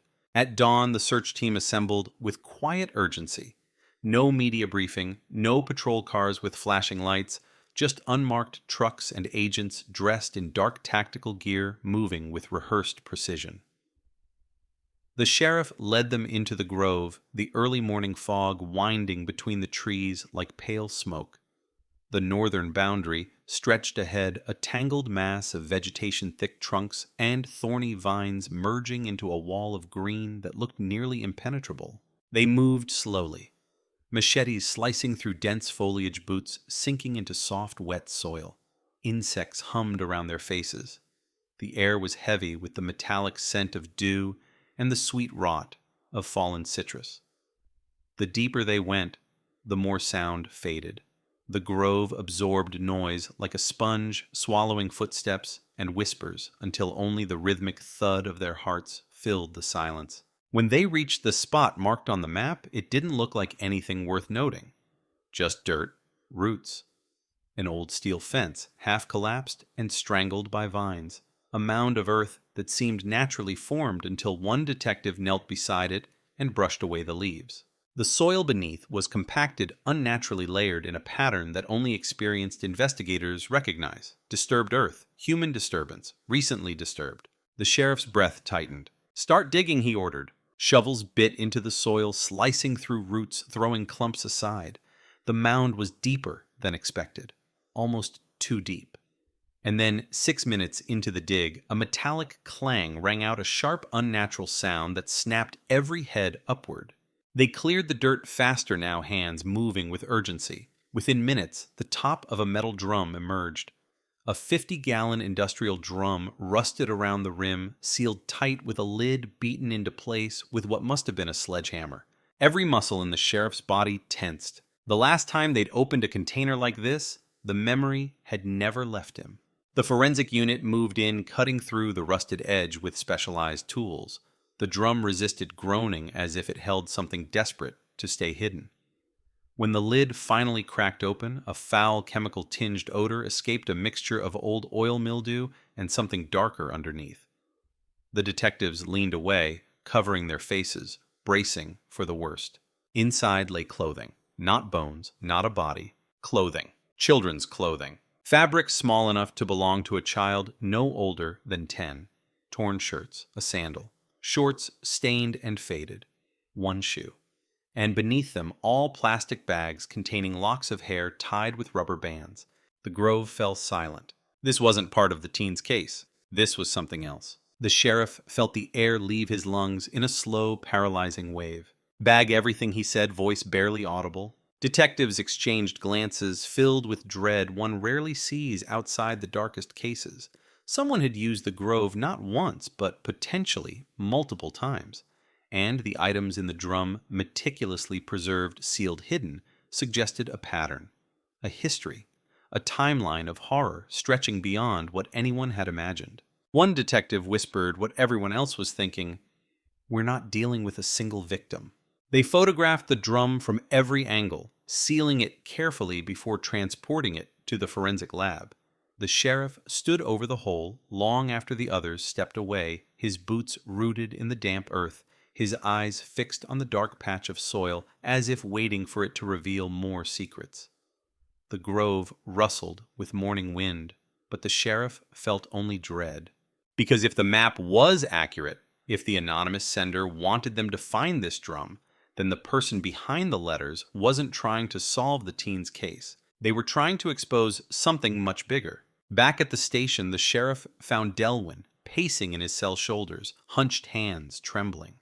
The moment he saw the sheriff, he pressed his palms to the bars. "You went to the X, didn't you?" he asked. The sheriff froze. Delwyn's lips twitched into that same empty smile. "You shouldn't have." Detectives pulled the sheriff back, sensing the tension rising to a dangerous level. When the sheriff regained his composure and returned to the interrogation room, Delwyn refused to speak further. He sat in silence, rocking slightly, eyes fixed on the floor, humming a low, tuneless murmur that raised goosebumps on the arms of every deputy who walked past his cell. Outside, the forensic team analyzed the drum's contents. The hair samples varied in color and length, some light, some dark, some long, some clipped short. None matched the teen's DNA. The clothes, too, belonged to different individuals, different brands, different sizes, different seasons. Each item told a story that no one wanted to hear. The sheriff's voice shook when he spoke to the lead forensic analyst. "How many victims do you think?" The analyst's face was pale eyes rimmed with exhaustion. "We can't say yet, but more than one, possibly many more." Detectives shifted uneasily. The cold case had cracked open a door to a far deeper, far older nightmare, one that had been festering beneath the Grove's surface long before the teen vanished. They refocused on the missing man, Marcus Hale. His time at the Grove, his abrupt departure, his work history, the way he had collected newspapers about the disappearance, his part-time job at the hardware store that sold the same brand of concrete used to seal the well. Every detail sharpened into suspicion. The detectives worked until their eyes burned, piecing together fragments that felt more like glimpses of a ghost than a real man. Then they found it. A storage unit rented under his name in 2004. Payments made consistently for 2 years. Then discontinued. The unit had been flagged for auction years later, but no records existed of what had been inside. Detectives tracked down the owner of the facility, a man now living 2 towns over. His memory was foggy, but he recalled one thing with unsettling clarity: a strong chemical smell coming from Hale's unit, a smell that lingered after the unit was cleared. The sheriff knew they needed to find Hale, now. Across the county line, a highway patrol officer reported sighting a man resembling Hale, captured on a convenience store security camera, purchasing water and a prepaid cell phone 2 nights prior. The timestamp placed him near the grove after the body was found in the well. Too close. Too coincidental. He had aged, grown a beard, lost weight, but the bone structure, the eyes, it was him. Someone who had vanished for 16 years was suddenly circling the investigation, watching, sending maps, photographing Delwyn, directing their search one breadcrumb at a time. And each breadcrumb dragged them deeper into a labyrinth of secrets older than the cold case they'd reopened. Meanwhile, the teen's mother was informed about the drum. She sat in her living room, trembling, gripping the edges of her chair as detectives explained that more victims might be connected to the grove. Her eyes widened, not with relief, not with horror, but with something else recognition. "I saw him," she whispered suddenly. The detectives froze. Who, they asked gently. She swallowed hard. The other man. The one who used to be near the grove. He came by once asking for donations for some community thing. He kept looking at my daughter. She didn't like him. Her voice cracked.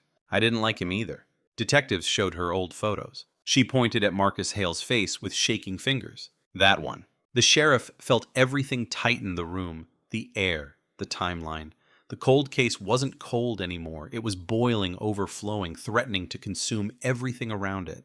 The team prepared to issue a statewide alert for Hale. But before they could finalize the paperwork, another envelope arrived at the station. This one smaller. Inside was a single item, a freshly cut lock of hair tied with a rubber band, and a note. "You're too late. You took the wrong man. Look again." The handwriting wasn't typed this time. It was shaky, uneven, handwritten. And at the bottom, smudged in faint dirt, was a fingerprint. Not Delwyn's, not the teen's, someone new. Someone alive, someone watching, someone who had been here all along.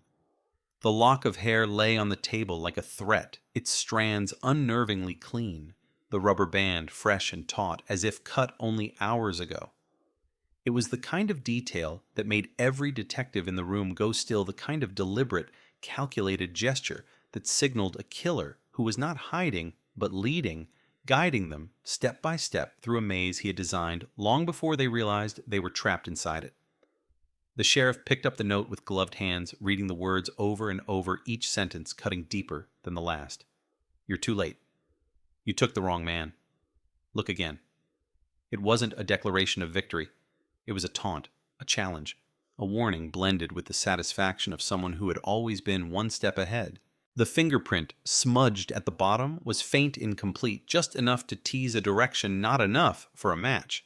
The lab worked relentlessly, enhancing the print, mapping its ridges, comparing it to every known database. But partials are unforgiving. They reveal nothing unless the right name is already in the system, and this one, like its owner, remained a ghost. Detectives sat in tense silence, the air crackling with the realization that the case had fractured into something far larger than the disappearance of a single teen.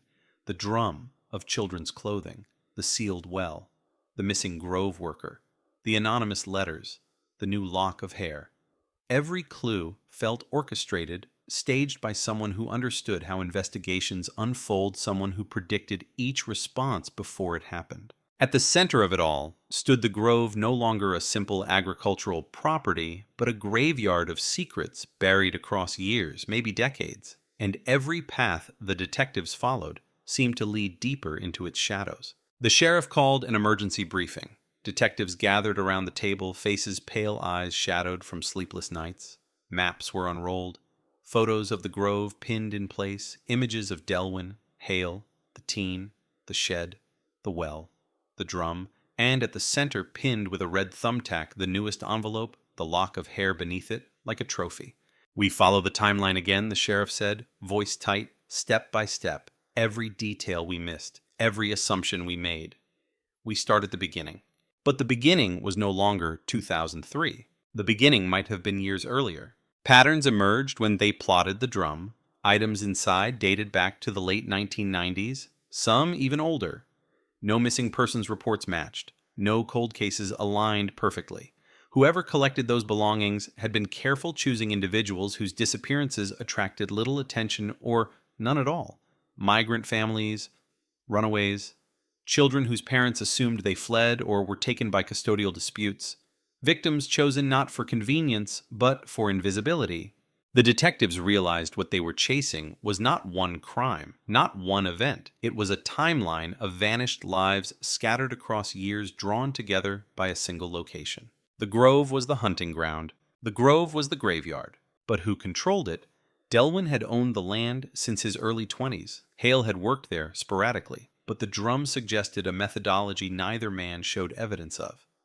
Someone in the shadows had left a pattern of cruelty that predated both of them.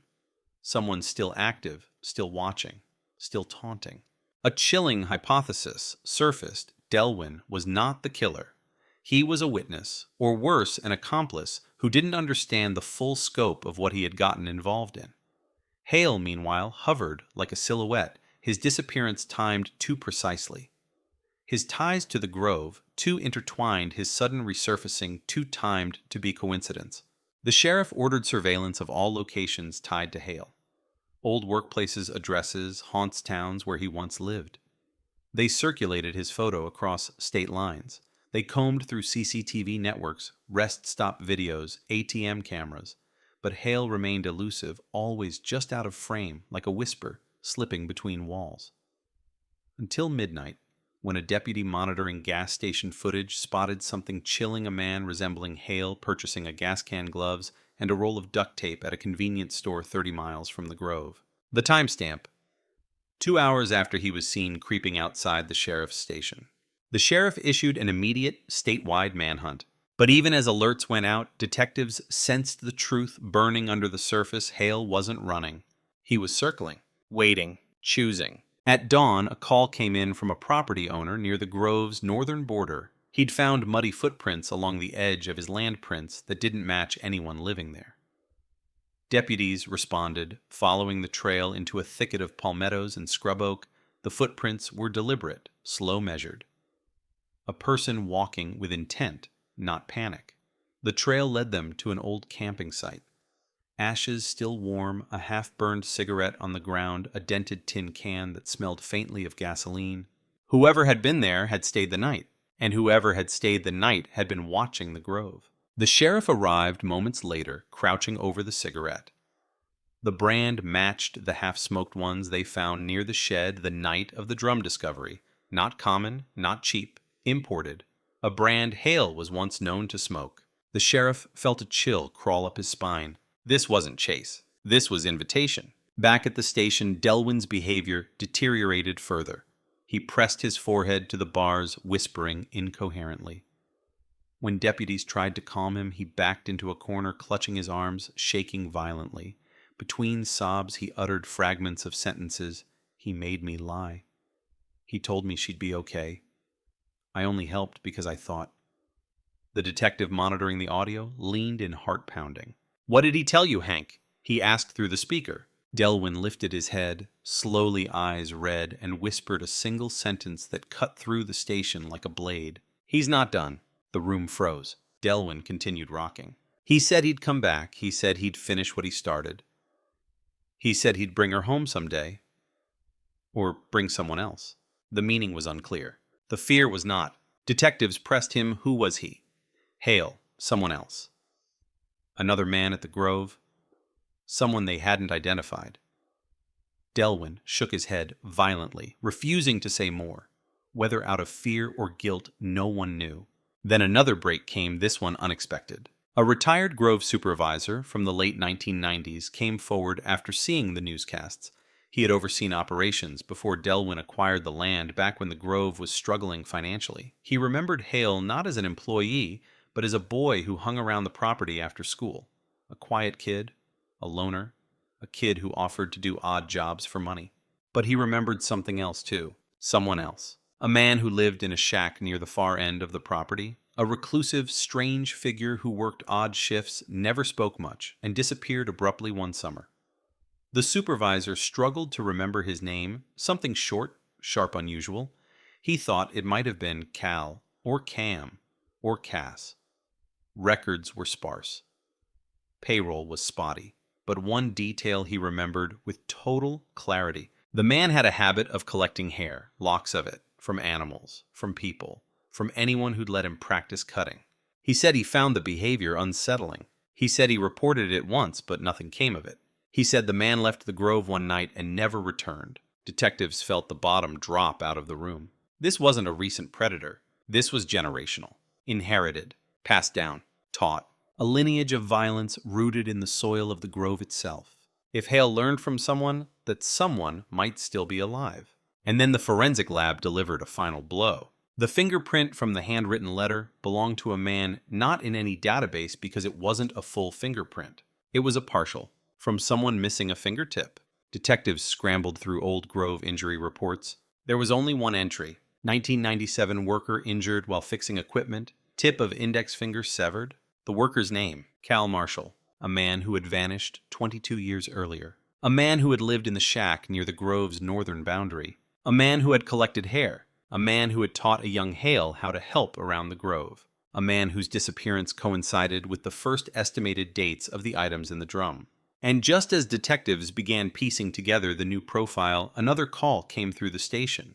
The neighbor living behind Delwyn's house had seen someone in the woods late the night before, tall, thin, wearing a baseball cap, low over his face. He stepped out of the brush, stared at the house for several seconds, then melted back into the trees. When deputies showed the neighbor Old Grove employee photos, including Hale and Delwyn, the neighbor shook his head. But when they showed him the worn, decades-old ID badge of Cal Marshall, he froze. "That's him," he whispered. "That's the man I saw." The Grove had never belonged to Delwyn. It had never belonged to Hale. It belonged to the ghost who never left. The ghost who had returned. The ghost who was now watching them from the shadows. And somewhere in the darkness between those trees, he was waiting for his next move. The revelation of Cal Marshall's name rippled through the sheriff's station like an electric shock, sharp, paralyzing, impossible to ignore. A man who had vanished more than 2 decades earlier, a man who had once stalked the Grove's shadows, a man who collected hair and disappeared right when the earliest suspected victims slipped into silence. His existence reframed everything they believed about the cold case. Delwyn was no longer the root of the horror, he was a branch. Hale was no longer a lone drifter, he was a student. And the Grove, with its quiet rows of citrus trees swaying under Florida's humid air, was no longer just land. It was a legacy. Detectives pinned Cal's worn ID badge to the center of the evidence board, studying the faded photograph. The eyes too close set, the thin lips, the narrow jaw shadowed by stubble. A man who blended in effortlessly, forgettable at a glance, but unmistakable once seen in the dark. They compared the badge photo to the neighbor's description. The height, the posture, the way he lingered in the shadows behind Delwyn's house, as if returning to familiar ground. There was no question now Cal was alive, and he was here. The sheriff's voice lowered to a cold whisper as he addressed the team. Cal Marshall isn't just involved. He's orchestrating this. He's watching us. He's leading us. The envelope with the lock of hair suddenly felt heavier. The handwritten note more sinister. Someone missing a fingertip had pressed it onto the paper. Cal's injury in 1997 matched perfectly. He had left his mark deliberately, not to taunt, but to announce himself. A signature, a warning, a promise that the story wasn't over. Detectives expanded the search perimeter around the Grove, employing drones, K9 units, and thermal imaging. But the vegetation was thick, the marsh unpredictable, the old irrigation ditches filled with stagnant water. Every heat signature turned out to be wild hogs, raccoons, stray dogs. Not him. Never him. He slipped through the nets like mist. They interviewed old workers, but memories faded or twisted with time. Some recalled Cal as quiet, some as odd, some as harmless. Others said he made them uneasy. One remembered him teaching Hale how to fix irrigation valves. Another recalled seeing him wander the Grove at night with a lantern. Nothing concrete. Everything unsettling. The sheriff ordered the reopening of all missing persons cases from the late 90s through 2004. The stack of files that arrived filled an entire table, faces upon faces, most of them children or teens, each one a life swallowed by time. The drum from the Grove seemed suddenly bigger in scope, a container of ghosts that whispered from the past. And now, with Cal's shadow stretching across the years, detectives realized they might be looking at Florida's most expansive hidden series of abductions. But one truth pushed through the chaos like a blade. Cal had returned because the cold case was reopening. He wasn't resurfacing out of nostalgia. He wasn't returning out of fear. He had come back for a reason. And the reason was tied to Delwyn. Detectives revisited Delwyn's interrogation footage, observed his trembling hands, his evasive answers, his whispered ramblings. But now that they knew he was connected to Cal, every fragment took on new meaning. The moment he said he's not done echoed with fresh terror. The way he looked over his shoulder before speaking, the way he flinched when asked about Hale, the way he refused to speak Cal's name even after the detectives uncovered it. One detective leaned forward, muttering Delwyn wasn't afraid of us. He was afraid of him. The sheriff gave a slow nod. He thinks Cal is coming back for him. But why to punish him? Silence him. Finish something they started. Before they could answer, the power went out. The station plunged into darkness for 2 seconds, long enough to trigger a cascade of alarms. But when the lights snapped back on, there was no breach, no cut wires, no tripped breakers, just a brief blackout. A flicker. Yet it was timed too perfectly. Deputies scrambled to check security feeds. Most cameras rebooted instantly. But one camera, just one, blinked out for 7 seconds. The one facing Delwyn's cell hallway. When its footage reloaded, everything appeared normal. No intruder, no movement, no breach. But on the floor outside Delwyn's cell door lay something that hadn't been there before. A single piece of citrus peel. Bright, fresh, yellow, recently cut. The sheriff stared at the footage, a cold realization blooming in his chest. Cal had not entered the station. He didn't need to. He had gotten close enough to send a message, and he knew Delwyn would understand it. When deputies retrieved the peel, Delwyn threw himself backward against the wall of his cell, eyes wide, breathing ragged. No, he whispered. No, no, no. He said he'd find me if I talked. He said the Grove listens. He said he stopped trembling violently. Detectives forced themselves to speak calmly. Hank, what does it mean? Why the peel? What is he telling you? Delwyn pressed both hands over his face and sobbed, shaking so hard his cuffs rattled. He's telling me it's time. That sentence marked the moment the investigation shifted from a pursuit to a countdown. Because Cal wasn't just resurfacing. He was preparing. Deputies doubled patrols around Delwyn's house, his family's home, the Grove, the station. They canvassed the woods. They checked gas stations. But Cal always stayed just out of sight, never confronting, always circling. Drones caught glimpses of movement near the marsh, but the terrain swallowed footprints, erased tracks, masked sound. Helicopters passed over, but saw only endless green. Meanwhile, forensic analysis of the drum's contents uncovered something unexpected: traces of a rare preservative chemical used in taxidermy during the 1990s. Not widely available, not sold in local stores. But one hardware store carried it back then. The same store where Hale worked. Detectives realized Hale wasn't Cal's equal. He was Cal's extension. An apprentice. A shadow crafted by another shadow. And that meant one terrifying possibility: Hale's return wasn't random. He had come back because Cal summoned him. The footprint trail, the burned camp, the convenience store footage, the map, the photograph, all orchestrated. Hale was the messenger. Cal was the architect. And the architect was building towards something. Yet the biggest break came from a source no one expected. A woman in her 50s walked into the station, pale, shaking, clutching an old notebook to her chest. Her hands trembled so badly that deputies guided her to a chair. She said she recognized the ID badge on the news. She said she knew Cal Marshall. She said he was her brother. Detectives exchanged urgent, fearful glances and sat down across from her, hearts pounding. Her voice was fragile, words stumbling. She explained that Cal had always been different, withdrawn, unpredictable. Their father had been abusive. Their mother, distant. Cal spent most of his youth in the woods, disappearing for hours, sometimes days. He collected things: bones, bird feathers, animal hair. Then, one year, he began experimenting on small animals. The family dismissed it as a phase. She regretted that most of all.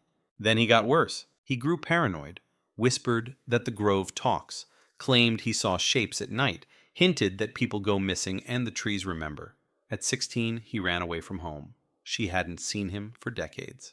But she had kept one thing: a journal he left behind. A journal containing sketches of the Grove, sketches of wells, sketches of faces. Some crossed out, some circled. One drawing stopped the detectives cold. A sketch of the teen who vanished in 2003, drawn years before she disappeared.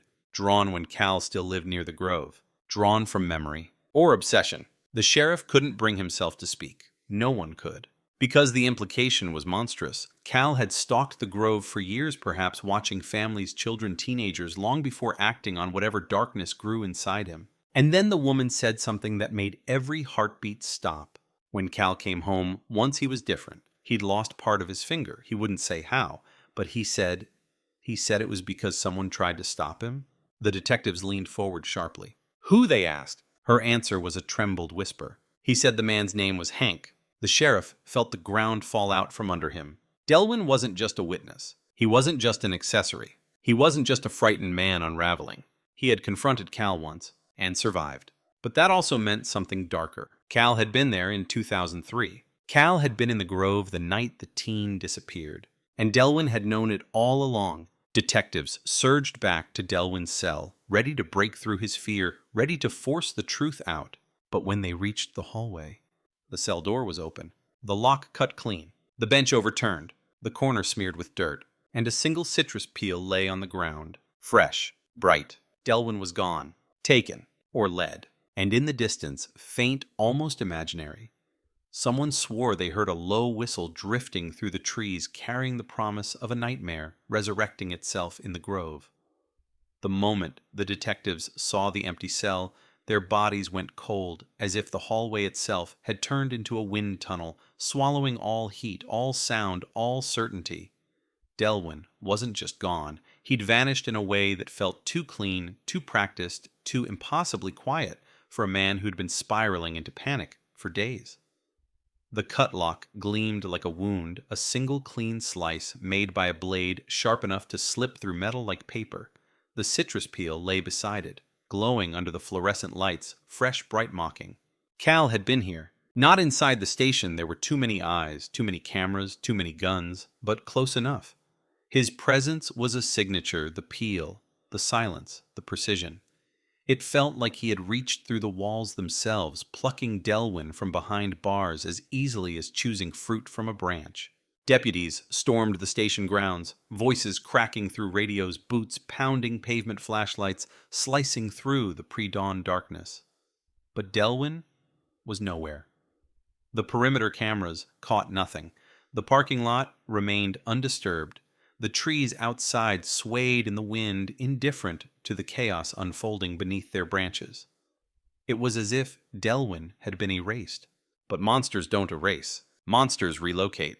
When the sheriff arrived at the scene, his face hardened into something forged in fire and grief. His voice was low-controlled, but every word carried a tension that vibrated through the air. Lock down the building. Secure every exit.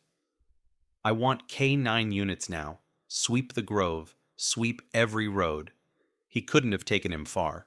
The deputies scattered like sparks. But one detective lingered in front of the open cell, eyes fixed on the citrus peel. He crouched down, brushing the floor with gloved fingers, noticing something the others missed: dirt. Not much. A faint streak smeared like a footprint dragged quickly through a patch of soil. Not from Delwyn. From someone else. Someone who had stood at the cell door long enough to leave a trace of the Grove inside the station. When the detective leaned in closer, the smell hit him. Citrus, earth, sweat. A scent that didn't belong in a sterile hallway. Cal had made a mistake. A small one. But enough. They'd know his scent anywhere now. The sheriff stood behind him, jaw clenched. It means he was inside, or close enough to reach the door. He wants us to know he can get in, the detective replied. No, the sheriff said, shaking his head. He wants us to know he already has. The weight of that sentence wrapped around the team like a tightening rope. They began reviewing the footage from every angle, slowing down frames, analyzing shadows, reflections in windows, the flicker of lights during the temporary power loss, and then they saw it in an anomaly so small it would have been missed by anyone less desperate. During the blackout, a reflection in the polished metal of a fire extinguisher case, a shape, lean, tall, wearing a brimmed cap, standing at the far end of the hallway, motionless, watching the cell door. 8 seconds, that was all. 8 seconds where Cal Marshall had stood in the station staring at Delwyn's cell. And then the lights returned, and the reflection vanished. Detectives scrubbed every frame, but the image remained too blurry, too distant, a ghost made of pixels. But its presence was undeniable, and once they saw it, they couldn't unsee it. Cal had been here, tonight, and he had taken Delwyn. But why revenge control completion? Or something darker, something older, embedded in the soil and memory of the Grove? The sheriff gathered the team and spoke with measured resolve. If he took Delwyn, he's taking him somewhere familiar, somewhere he knows, somewhere he thinks we won't look. The Grove. The Grove was always the answer. While units began their search, the detectives returned to the evidence board, scanning every map, every photo, every old blueprint of the property. The Grove had shifted over the years, trees replanted, irrigation routes, changed structures, built and demolished. But one thing remained consistent, the far western edge, the oldest part of the land largely untouched because the soil was poorer and the terrain more wild. The detective studying the maps frowned. There's a structure here. The sheriff leaned in. That wasn't on the current survey. No, it's from 1998. A shack, a small one. Likely collapsed. Likely forgotten. Likely Cal's. A chill passed through the room. The sheriff spoke into his radio voice, sharp. Units 247 redirect to Grid 19. Old structure near the West Marsh. Approach quietly. Do not engage unless necessary. The night pressed against the Grove in heavy, suffocating silence as deputies pushed deeper into the western boundary. The moon hung above the trees like a pale, watchful eye. Every rustle of leaves sounded like breathing, every broken branch like a footstep. And then, through the fog, they saw it. The shack, or what was left of it. A sagging frame swallowed by vines, its door hanging crooked, its roof caved in. The structure looked abandoned for decades. Yet the ground around it was disturbed, flattened grass. Fresh footprints, a trail of mud, smeared across the threshold. Before deputies could approach, a sound cut through the air. A low thud. Then another. Then a muffled human cry. Delwyn. He was inside. The sheriff swallowed hard, raising a fist to halt the approach. Deputies crouched behind trees and brush guns, drawn radios, silent. The shack stood 30 feet away, the longest 30 feet of their careers. The sheriff stepped forward, first every instinct screaming that Cal had planned this moment, that the shack was a snare, that danger seeped from every wooden plank. He reached the door, placed his hand on the frame, pushed. The hinges groaned. Inside darkness. A lantern flickered weakly in the corner, illuminating the small, cramped interior. Dust hung in the air like fog, and there, tied to a support beam with thick rope gagged, trembling eyes wide with terror, was Hank Delwyn, alive. Barely. He saw the sheriff and began thrashing frantically, shaking his head, tears spilling down his face. "He's here," a deputy whispered, scanning the corners. No, Delwyn tried to scream through the gag. "He's here," another whispered. No, Delwyn's voice strained uselessly. A detective stepped forward to free him. Then something metallic clicked. A deputy froze. The detective froze. The sheriff turned sharply. "Don't move," he whispered, voice thin. Then they saw it. Wires, running along the beam, along the walls, under the floorboards, leading to a device strapped to Delwyn's leg. A pressure switch. A trap. A bomb. Delwyn's sobbing became frantic, muffled, desperate. The sheriff's heart slammed against his ribs. Cal hadn't taken Delwyn to punish him. He'd taken him to bait them. The radio crackled suddenly, a single voice whispering through the static. "Sheriff." The deputies stiffened, recognizing the voice instantly. "Marcus Hale." "Walk back," the voice said, slowly. The sheriff gritted his teeth. "Hale, if you're near this shack—" "I'm watching," Hale whispered. Every deputy scanned the tree-lined guns, trembling. "I didn't want this," Hale continued. "But he's here now. He wants to finish the cycle." What cycle, the sheriff demanded. A pause. Then Hale said a sentence that turned every vein to ice. "The Grove always takes one back." The sheriff's stomach dropped. Hale continued, voice thin with fear. "This trap, this is just the first. He wants you deeper.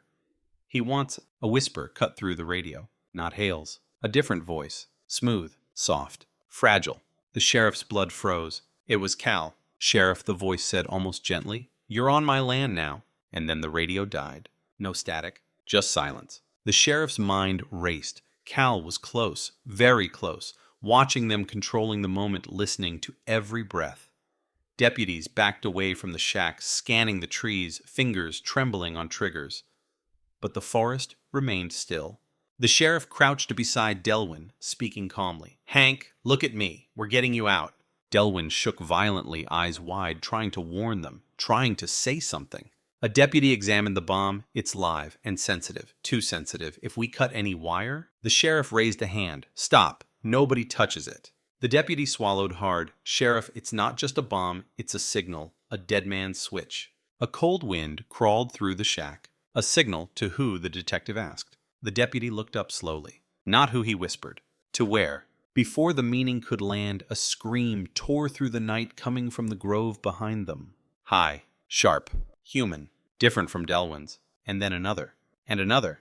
Deputies sprinted outside. Lanterns swung wildly. Trees parted. Darkness swallowed the path. And in the distance, under the faint moonlight, dozens of small markers glowed, freshly carved pieces of citrus peel arranged like a trail, leading deeper into the grove. Cal's voice echoed faintly in the sheriff's mind. The grove takes one back, and tonight it was demanding another.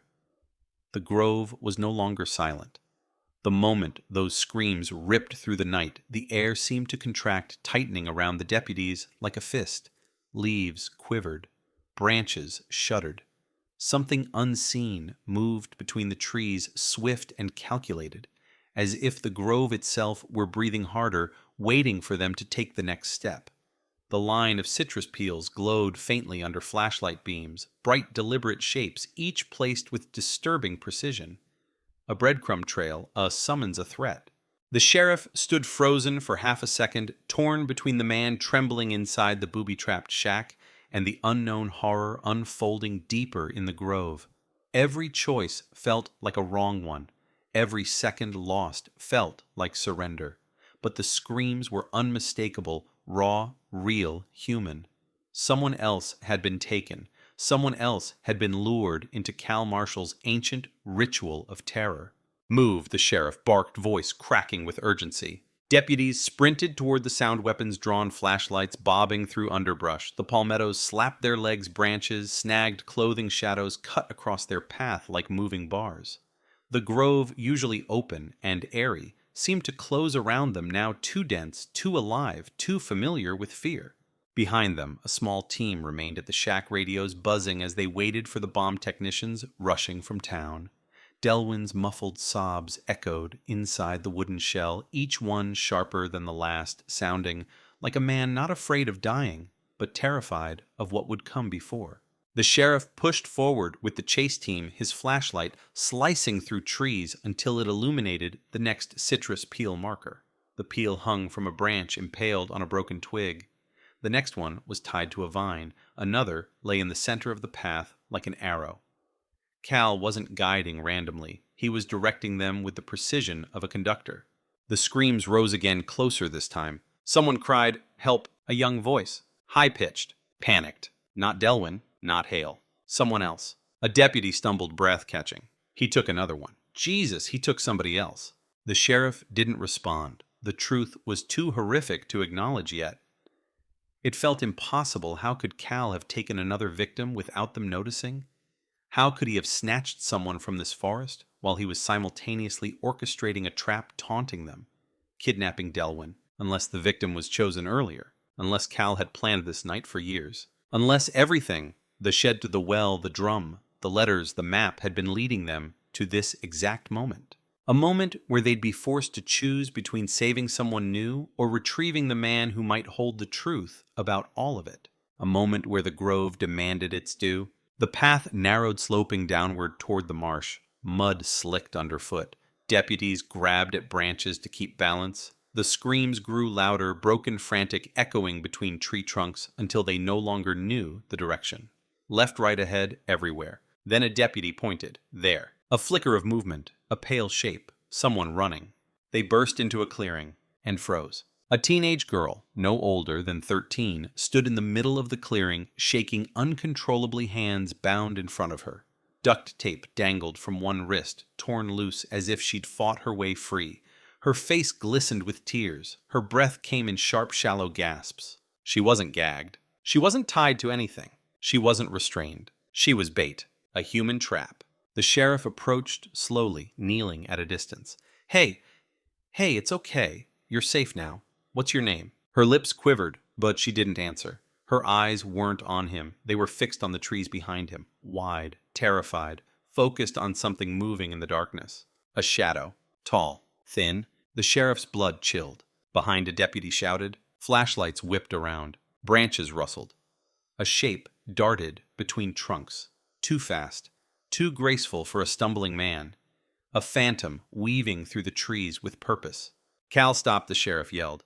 But the shadow didn't stop. It disappeared deeper into the grove, drawing them away from the girl, drawing them away from Delwyn, drawing them towards something else. The sheriff hesitated only a fraction of a second before ordering 2 deputies stay with her. Everyone else, move. They plunged into the undergrowth again, the forest growing darker with every step. The air thickened. The ground softened. The smell of stagnant marsh water rose. And then they saw it lantern light flickering through the trees. The sheriff raised his hand, signaling silence. They crept forward inch by inch, breath held. The lantern swung from a branch, casting long skeletal shadows. Beneath it stood a crude wooden table. Legs rotted, surface splintered.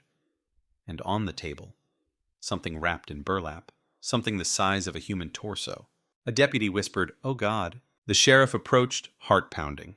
The burlap bundle twitched. He tore the covering aside. Inside was Marcus Hale, alive, barely. Bound and gagged, eyes swollen, face bruised, finger joints bent at unnatural angles. His breathing was ragged, wet, choking.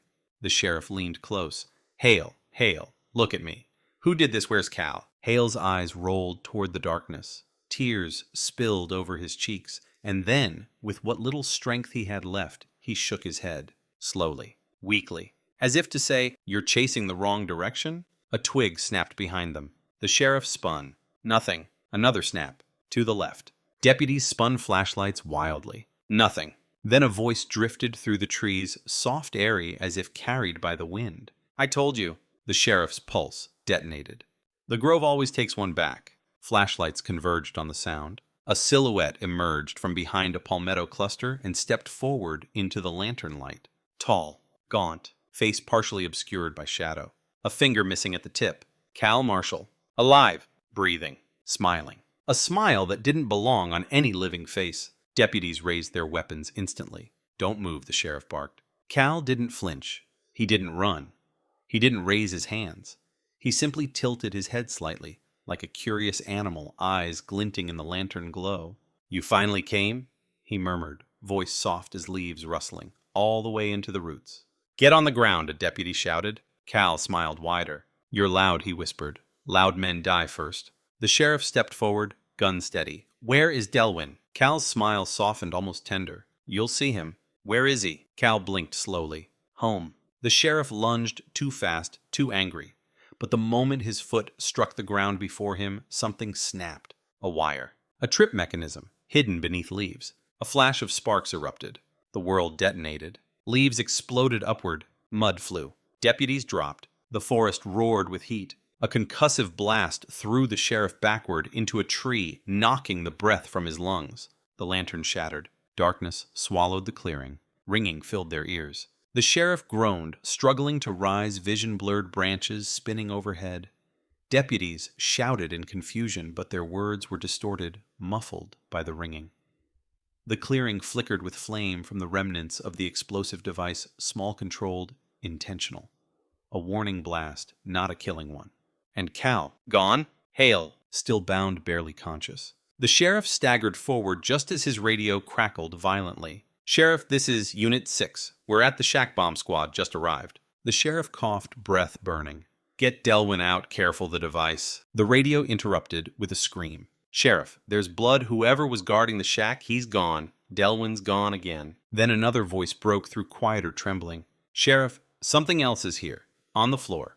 The sheriff steadied himself. "What is it?" Another citrus peel. "And something written on the wall." The sheriff felt his stomach clench. "What does it say?" Silence. Then, "Roots run deep. Night runs short.